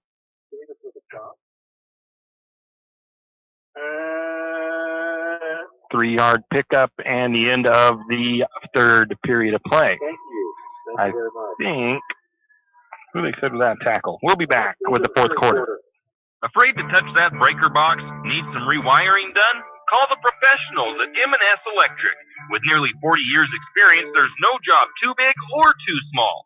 From industrial and commercial to residential and service work, M&S Electric isn't afraid. Serving Benoit, Shoshone, Kootenai, and Latah counties, M&S Electric has you covered. Overhead work? M&S can do that too with their bucket truck. M&S Electric, 408 Main Avenue, St. Mary's. Give them a call, 208-245-3890. No job too big, no job too small. We do them all. M&S Electric. For all of your area high school sports schedules, updates, and recaps, including Lakeside, Kootenai, and of course, St. Mary's High School, pick up your copy of the St. Mary's Gazette Record every Wednesday. Not only will they have game recaps and highlights for area high school sports action, but local news and information. St. Mary's Gazette Record, pick up a copy today. Now we are back. Start of the fourth quarter here. St. Mary's trails 21-0. The Rams went on an onslaught of scoring in the first quarter. 21 points in the first quarter. St. Mary's able to hold them scoreless for the rest of the game until just recently, the end of the third, late in the third. Only problem is that St. Mary's hasn't been able to get down and get into the end zone themselves tonight. So the team switch in. St. Mary's now still on their own 41-yard line. One receiver top of the formation, one to the bottom. Not Gibson in the backfield. He's still getting a breather. Going to get a snap to Barta. Barta hands it off to Brebner in the backfield. He's going to stumble and comes back up. The ball is, they say he's down. Brebner stopped in the backfield. Ball is back to the 34-yard line. Loss of 7 on the play. Takes the ball back to the 34-yard line. They're going to say a loss of 7. That looks like more like a loss of 5.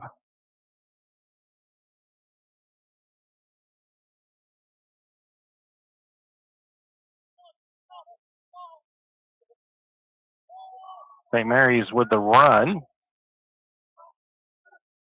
That was 3rd and 14, not. Gibson with a couple on the play. Puts the ball out to the 36-yard line. Tackled by Davis. Fourth down and about 12. Trey Gibson with a couple of yard pickup there. 4th and long for St. Mary's. Lumberjacks going for it here. Barta under center. Takes the snap. Going to look to throw. He's going deep. He's got Grimaldo. The catch is made, and Grimaldo takes a vicious hit, but still holds on to it down to the 39-yard line. That was a hit high up on Grimaldo, but he still holds on. And a nice pass. That is all the way down to the 30. Let's see here. Where did they mark that out at? Riverside 38-yard line. Riverside 38. Ooh, not that far. 26-yard reception for Julian Grimaldo. One receiver near side, one to the far. There was even double coverage. Brock Barta throws across the middle there, gets the completion. The receiver is Cody Teft.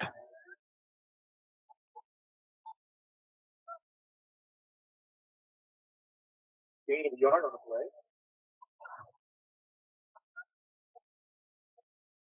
Ball's on the 37-yard line for the second down. A gain of 1 on the reception.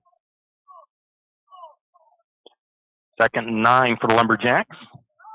And the throw again is Barta. He's looking deep down the opposite side. He had Marsh, and we get a penalty. You have a pass, but it's an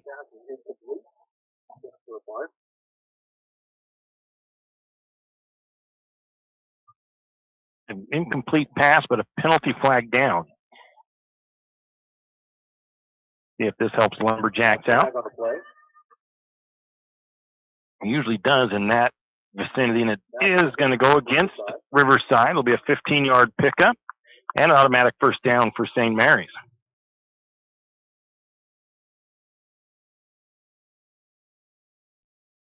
So put St. Mary's up to about the 22-yard line, 1st and 10. Deepest, I think, into Riverside territory the Lumberjacks have been so far. One receiver to the top, one receiver to the bottom. Barta surveying before the line gets set. So Barta under center, Gibson in the backfield. Barta takes a snap. He's going to fake a throw and tries to cut back upfield.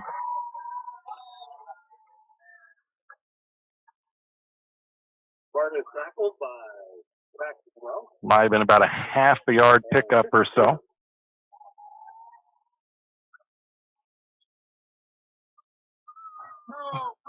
Going to give him 2 yards.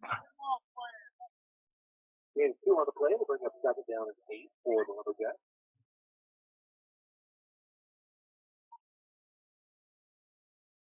St. Mary's breaks the huddle up to the line of scrimmage. We've got Julian Grimaldo to the near side. Up top is Marsh. Barta under center. The snap. Barta is going to keep it again. And again, the same result. He doesn't find much on that play. Only about a yard. Barta is stopped by Davis. Going back to that same play. Going back to that same play twice there for St. Mary's. Maybe another 2 yards. So it brings up 3rd and about, it says 8 on the scoreboard. That doesn't look like 8. It looks like about 6. And we got a whistle and a timeout taken by Riverside. 8:31 to go in the game, and it's 28-0 in favor of Riverside. St. Mary's threatening 3rd and 6 on the Riverside 18. We'll be back.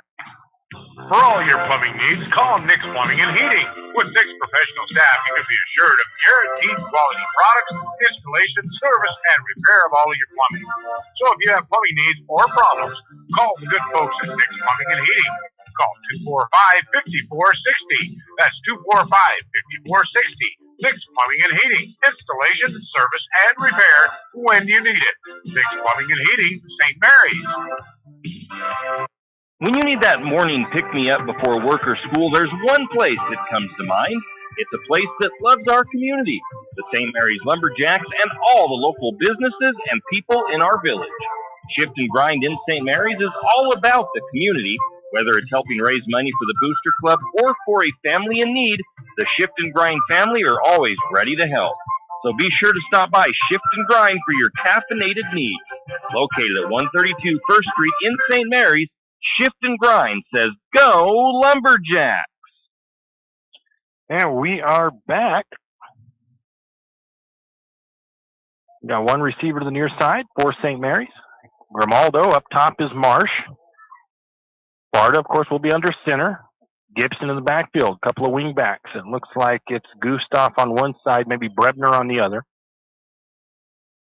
Snap, and we get a pre-snap penalty. Looks like a false start on St. Mary's. So Lumberjacks will move it back 5 yards. Start, St. Mary's. Be 3rd and 11 now for the Jacks. Arda gets the play call in from sideline, brings the guys up to huddle. Then we take the ball back to the 23 Again, the recap on that JV game. JV boys eke out the close win, 36-35 over Riverside's JV. One receiver near side, one at the top of the formation. Barta takes a snap, rolls to the near side, looks to Gibson. It's going to be picked off. And it, with a head of steam going the other way, is Davis. And Davis is going to take it all the way, picks that up, picks that off at about the 30-yard line of Riverside, and takes it to the house.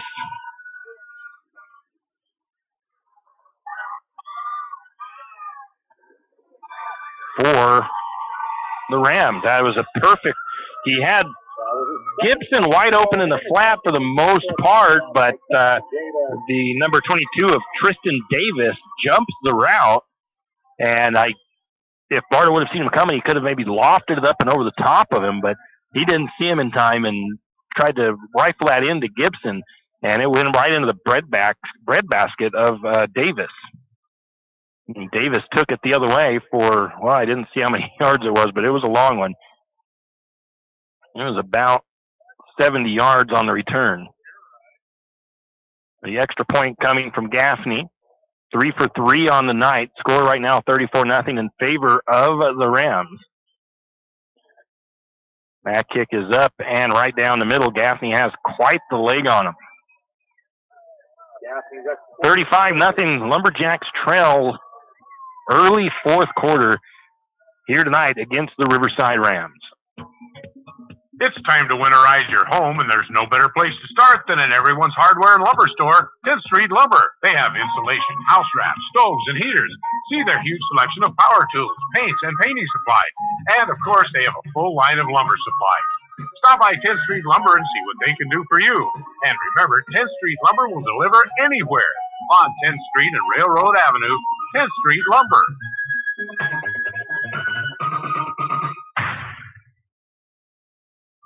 And we are back. That'd be the third interception of the game for Barta. And again, that one was a well-played defensive play by Davis for the Rams as he was able to step in front of that.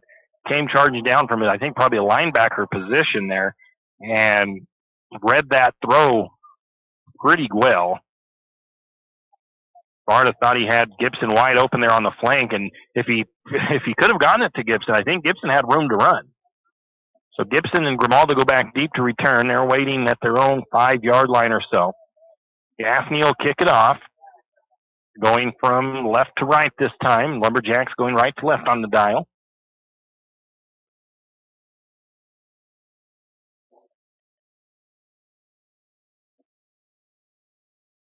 Rams really close to offside on their kickoffs.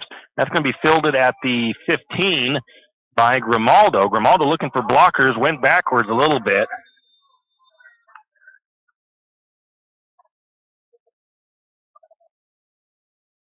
A little bit shorter kick there on that one.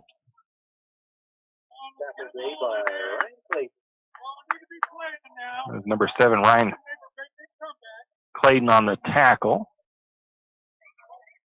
St. Mary's will take over first and 10 from their 20-yard line. Lumberjacks get it at the 20, so about a 5-yard pickup.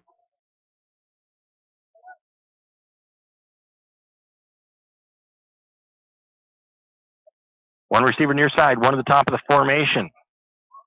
Barta under center, man goes in motion. Barta hands it off. Gibson spins out of a tackle, still powering forward. Terry's across the 25 up to about the 27-yard line. About 7 on the play.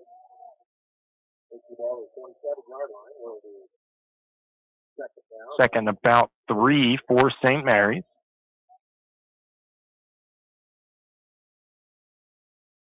Lumberjacks quickly back to the line of scrimmage. One receiver each side. Barta under center. Takes that snap. He's going to hand it off to Gibson again. Gibson gets away from some tacklers, and he's on the run again. Gibson to the far side. Looking for blockers. He's trying to outrun a couple of guys. He's going to lower his shoulder and carries that to the 35 of the Rams.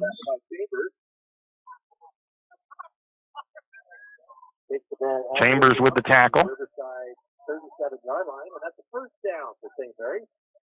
36-yard scamper by Gibson. Longest run, I think, of the night for the Lumberjacks. Gibson now close. Last time I checked, he was 133 yards rushing, so he's getting close to that 200-yard rushing mark. One to the near side, one to the far side. A little bit of too quick there by the Lumberjacks. They're trying to run it up the middle. I don't think everybody got set, and it's going to be a false start on St. Mary's. 1st and 15 for the Jacks. That penalty will push the ball back to the Riverside 42-yard line.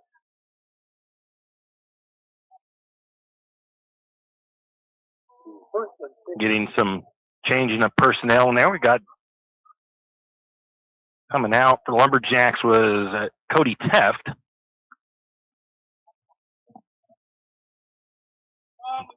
One of the near side, one of the far side for wide receivers. Man goes in motion. Oh, another false start by the Lumberjacks. And again, kind of like earlier in the game, they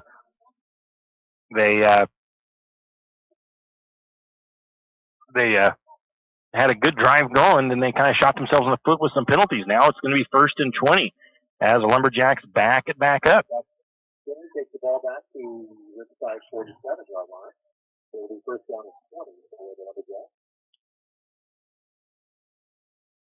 So all that big yardage by Gibson on that last run is already 10 yards of it taken off. Not off of his stats, but man in motion. Barta takes a snap, hands it off to Gibson, and Gibson's going to power forward for a couple. Gibson with a 2-yard carry. Gibson has 22 touches tonight so far. Tackle by Jenkinson, the number 77 for the Rams. We have 2nd down and 18. So for the 45-yard line. 2nd long for the Jacks at the 45. 2nd and 18. Grimaldo here to the near side. Marsh to the top of the formation. Man goes in motion. That's Teft. Hands off to Gibson. Gibson with a nice hole up the sideline, and he's going to pick up another nice chunk there. Getting back that yardage. It's still going to be 3rd and long. 10-yard gain by Gibson. It's a 10-yard pickup. Tackled by Tristan Davis for the Rams. They'll bring up 3rd and about 8 yards, it looks like. 3rd and 8, 3rd and 9 for the Lumberjacks. Double take a look at that real quick. I don't think it's updated. Stats show 190 yards for Gibson, but I don't think it's fully updated yet. One to the near side, one to the far side. Taking the snap, Barta, he's going to look to throw a little pass out into the flat. Nice block by Nantel. But you're out not able to get a lot out of it. It was completed. I'm not sure if they actually picked up anything on that one. I'm going to call it a yard. I'm going to give it a yard on the pickup. So 4th and 7 for the Lumberjacks. And they say no gain, but that ball is actually on the 35-yard line. Yeah, so really, that's okay. One to the near side, one to the far side. Barta under center, 4th and 7.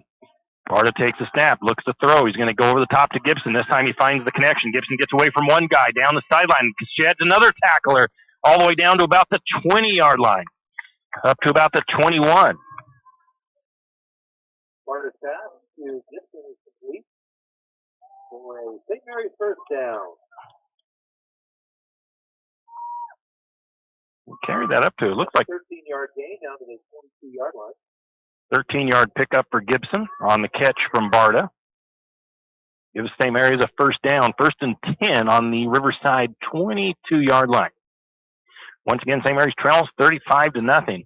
Lumberjacks not going to be able to get a comeback here tonight, obviously, but right now it's just kind of we need to get that touchdown and not have the shutout. Barta looks to throw, decides to tuck it and run, and I think he's not going to pick up any yardage on that. Barta with the keeper. Wait, see where they put the ball down. Got by Holter. And that's actually a loss of a couple. Loss of 2 on the play. Really probably should be considered a sack, but 2nd and 12 for the Lumberjacks. Year out to the near side. That is J.J. Year out. Far side of the formation is Grimaldo. Barta checks his receivers under center. Gibson in the backfield. Takes the snap. Barta looks to throws. Going to the end zone. Going to Year out. Year out. Has the running back, or the defender in front of him. The ball was thrown behind him. He ran into him and they got tangled up and fell down.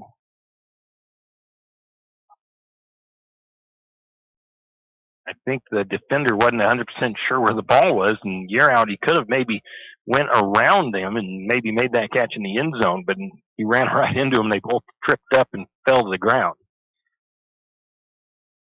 Brings up 3rd and 12 from the 24. Right, that's a lot of weirdness there. Is that was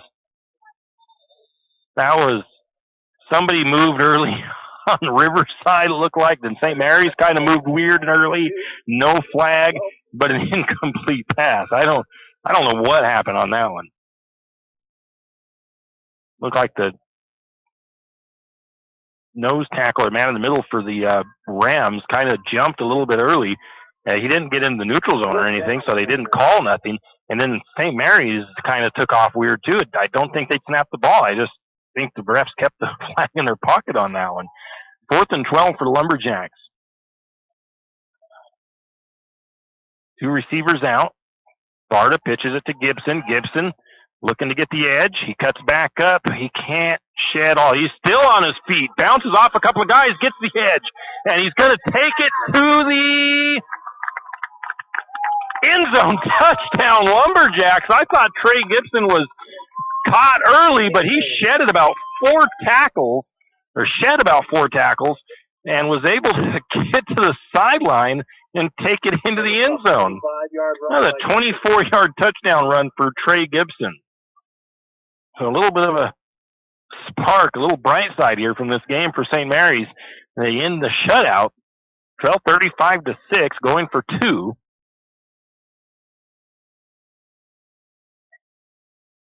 One receiver to each side. Quick snap. Going to be Barta keeping it up the middle. And I'm pretty sure he got in. There's no signal, but okay, there they go. 2-point conversion is good by Barta as he keeps it up the middle. So with 3:28 to go, Lumberjacks trail 35-8. They find the end zone late in the game. We'll take a break. We'll be back. Wondering how to manage your retirement nest egg? How big should it be when you retire? Contact Jenny Oaks at Gateway Financial Partners to get the answers to these and all your other financial questions. The securities and advisory services offered through LPL Financial, a registered investment advisor. Member FINRA SIPC. With over 30 years of financial planning, give Jenny Oaks a call at Gateway Financial Partners today. The guidance is free. The experience is priceless. Call 245-5255. Triple X Feeds in St. Mary's is your one-stop farm and garden shop. Everything from pet supplies to livestock feeds and supplies, Triple X Feeds has it. Horse supplies, they have that also. From saddle pads to bridles, Triple X Feeds can set you up. Triple X Feeds now has hay and alfalfa in stock as well as straw. Triple X Feeds, located at 130 East College Avenue in St. Mary's, open 8 to 5:30 weekdays and 9 to 5 on Saturday. Triple X Feeds, a proud Lumberjack sports broadcast sponsor. Yeah, we are back. St. Mary's to kick off. Riley Abel See if we see an onside here from the Lumberjacks. Abel getting it set up on the tee. Gaffney, one of the deep backs for the Rams. The kick is going to be a deep one. It looks, it's going to go out of bounds. That'll go out of bounds. Looks like it might go out at the 16. Went out of bounds, so Riverside will take over first and 10 at the 35-yard line.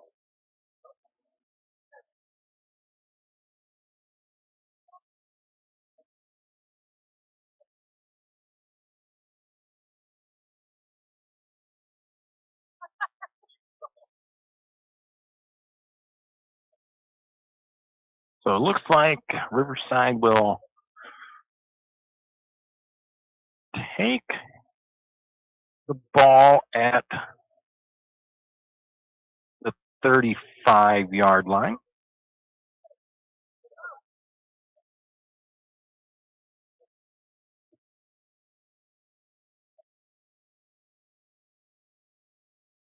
Have these.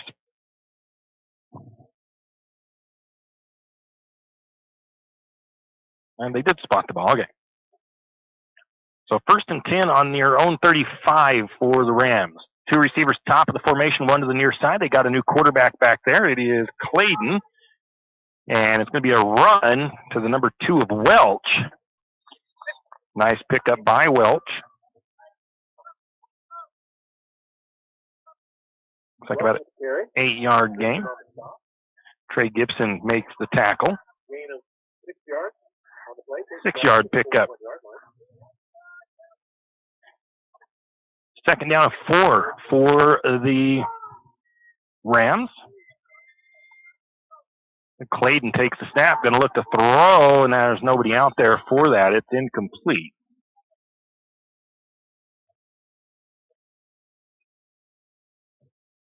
Plays pass is incomplete. Brings up 3rd and 4 for the Rams.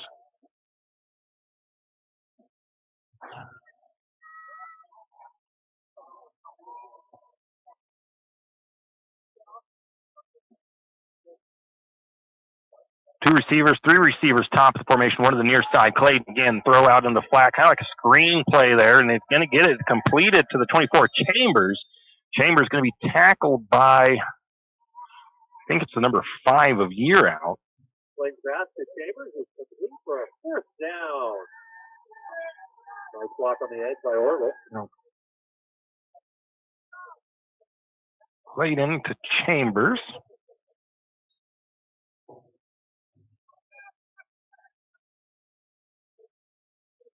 Up to the 50-yard line. Going to get a high snap. Ball is loose. And the Rams fall on it at the 41. Loss of 8 on the play. Takes the ball back to the Riverside 42-yard line for the second down and 18.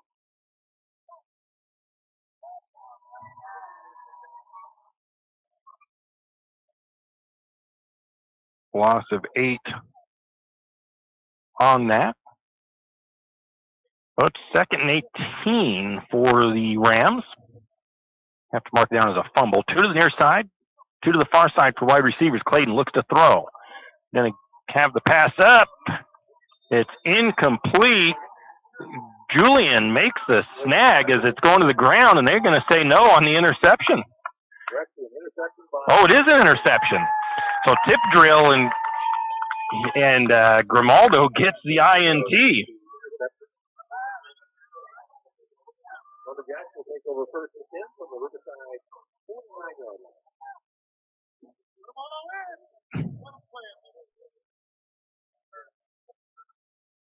So up to the Riverside 49-yard line on that interception by, that was not Gaffney with the interception, or with the throw for that interception. It was Clayton. One receiver near side, one to the far side. Bardo with the snap. It's going to be a fumble, but they're able to scoop it back up. I didn't see who the running back was yet. Loss of a yard or so. Rubber stop. A whole bunch of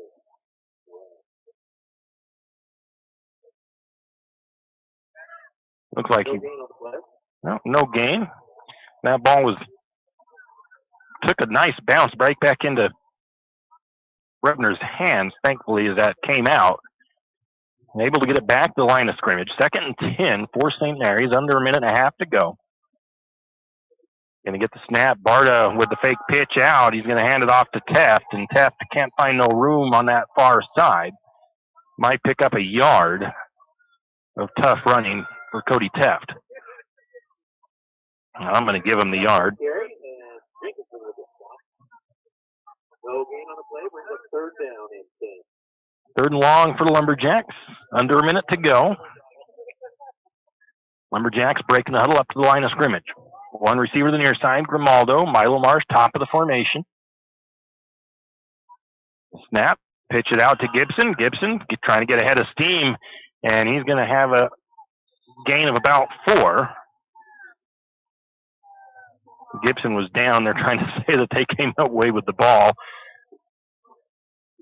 That's going to be to the 45-yard pickup to the 43-yard line.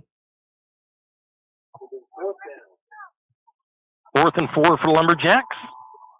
2 receivers set. Pitch it out to Gibson. Gibson goes to the far side, trying to find some room to run. Cuts it back up. I think he's going to get maybe a yard, but it'll be a turnover on downs. And it'll stop the clock with 10 seconds on the clock, but that'll pretty much wrap things up here tonight. But we will keep it here as we get things, the final buzzer.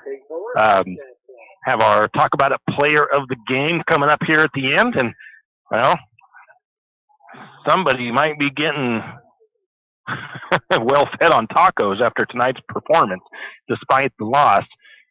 We'll let you know all about it as we get into the little post game we do. 10.5 seconds on the clock. We'll probably see a kneel down here by the Rams.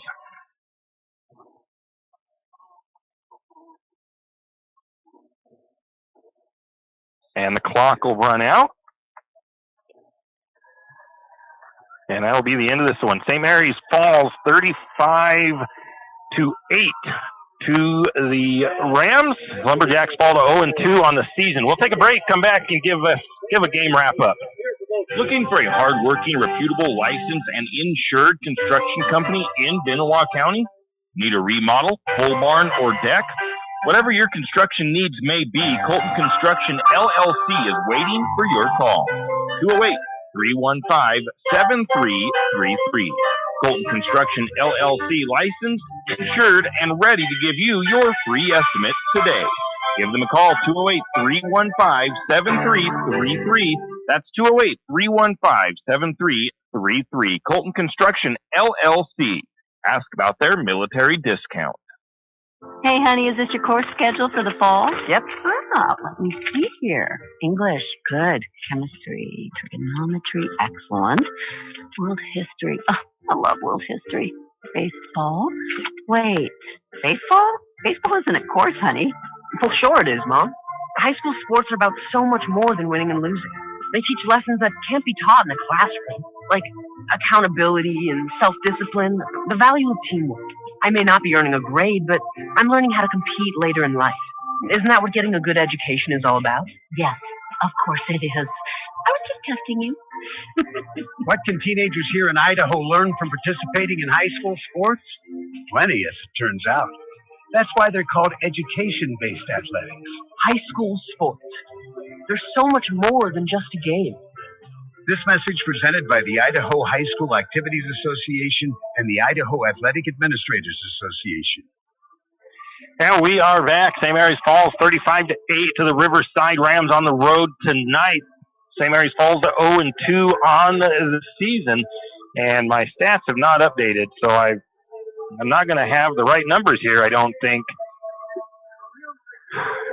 I don't understand. Well, that says tagged data. Change the source. Let's see if I can fix this real quick.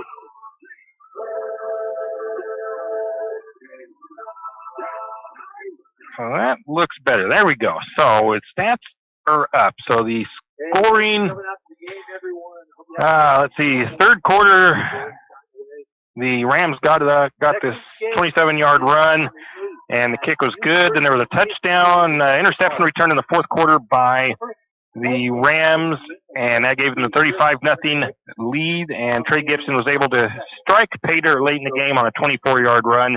2-point conversion was good by Jack Barta. Penalties again tonight hurt St. Mary's. They had a couple of times where they stalled their drives out with penalties. Total plays, St. Mary's had 70 yards. I don't know if that's right. 70 yards, is that the proper side? I think it is. We have a total of 70 plays for the Lumberjacks, 54 plays for Riverside, it looks like. I have St. Mary's with 309 yards, and again, I don't know if that's the right side I'm looking at. So let me go down here and look and make sure that I'm looking at the right side of the stats. Passing yards, 15. It's got to be right, but anyways, I didn't think St. Mary's tallied that many yards tonight in overall, so we'll just skip over the team stats. Both teams, well, St. Mary's had 3 interceptions. There was two turnovers by the Rams. St. Mary's had 12 penalties for the Lumberjacks with 84 yards of penalties, 6 for 63 yards for the Rams. Taking a look at the Lumberjacks offense, 5 of 14 passing for Barta, 45 total yards with 3 interceptions. We had Trey Gibson again leading the team in rushing, 26 yards, 26 carries, 215 yards, 1 touchdown. The 36-yard was his longest. Jarrett Bretner contributed 24 yards. Jack Barta had 19 yards. Hayden DeFort had 4 yards. Hayden Yearout had 3. I think Cody Teft, it shows him as 0 yards on 2 carries. Cole Darnold had 1 carry for -1, according to my numbers. On the receiving side, Grimaldo had 1 reception for 26 yards. Gibson had 1 for 13. Brebner 1 for 3. Teft 1 for 2. Defensively, Gibson, we had him with 5 tackles, 1 assist, 1 tackle for loss. Cole Darnold with 3 tackles and an assist. Cody Teft had 2 tackles, 2 tackles for loss. Grimaldo had 2 tackles, 1 interception. Rowan Ford had 2 tackles, 1 tackle for loss. Yearout had 1 tackle. Dittman had an assist. And then it has the rest of the team with 5 tackles for 3, 1 tackle for loss, 1 fumble. Forced fumble or fumble recovery, because I didn't catch who made that one. We'll try to get those stats cleaned up later on. But man, a rough game for St. Mary's, and really some of it was penalties. A big part of it was penalties. They just couldn't get nothing going in their first couple of drives. Couldn't stop the Rams early, and then they kind of got on a little bit and was able to get some stops. But then Rams ended up, well, the Rams only scored 1 more offensive touchdown after that, and 1 defensive touchdown. So, I mean, St. Mary's kind of got things figured out defensively. They just couldn't get things going offensively and couldn't quite get out of their own way, so to speak, as far as penalties were concerned. So, again, Lumberjacks fall 35-8 tonight to the Rams. They fall to 0-2 on the season. It does not get any easier, as next week the Lumberjacks are hosting the Freeman Scotties back at Lumberjack Field. So we'll have to see what kind of adjustments they make. Get some talking with coach and everything, and we'll see what happens next week with that game. We're going to go ahead and pick our player of the game, and it's going to have to go to Trey Gibson once again, 2 weeks in a row. He's going to be getting coach might get mad at me for feeding Trey too many tacos from Taco Bout It. The Taco Bout It player of the game for tonight is Trey Gibson. 215 yards rushing with 1 touchdown and 5 tackles defensively. Once again, St. Mary's falls 35-8. Tomorrow we'll have Boise State Bronco football on the air. Kickoff is 12:30. I think that might be Central Time, so we'll keep you up to date on that as well. But we're going to go ahead and wrap things up here from Riverside High School. Have a great evening. Enjoy your Labor Day weekend. Be safe and have fun at Paul Bunyan Days if you're over in St. Mary's. You've been listening to another production of Lumberjack Sports on KOFE 1240 St. Mary's, your Lumberjack Sports Network. We thank you for tuning in and hope you enjoyed the broadcast. We also want to thank our Lumberjack Sports broadcast sponsors and hope you'll do the same. Without them, these broadcasts wouldn't be possible. Until next time, same as always, go Lumberjack!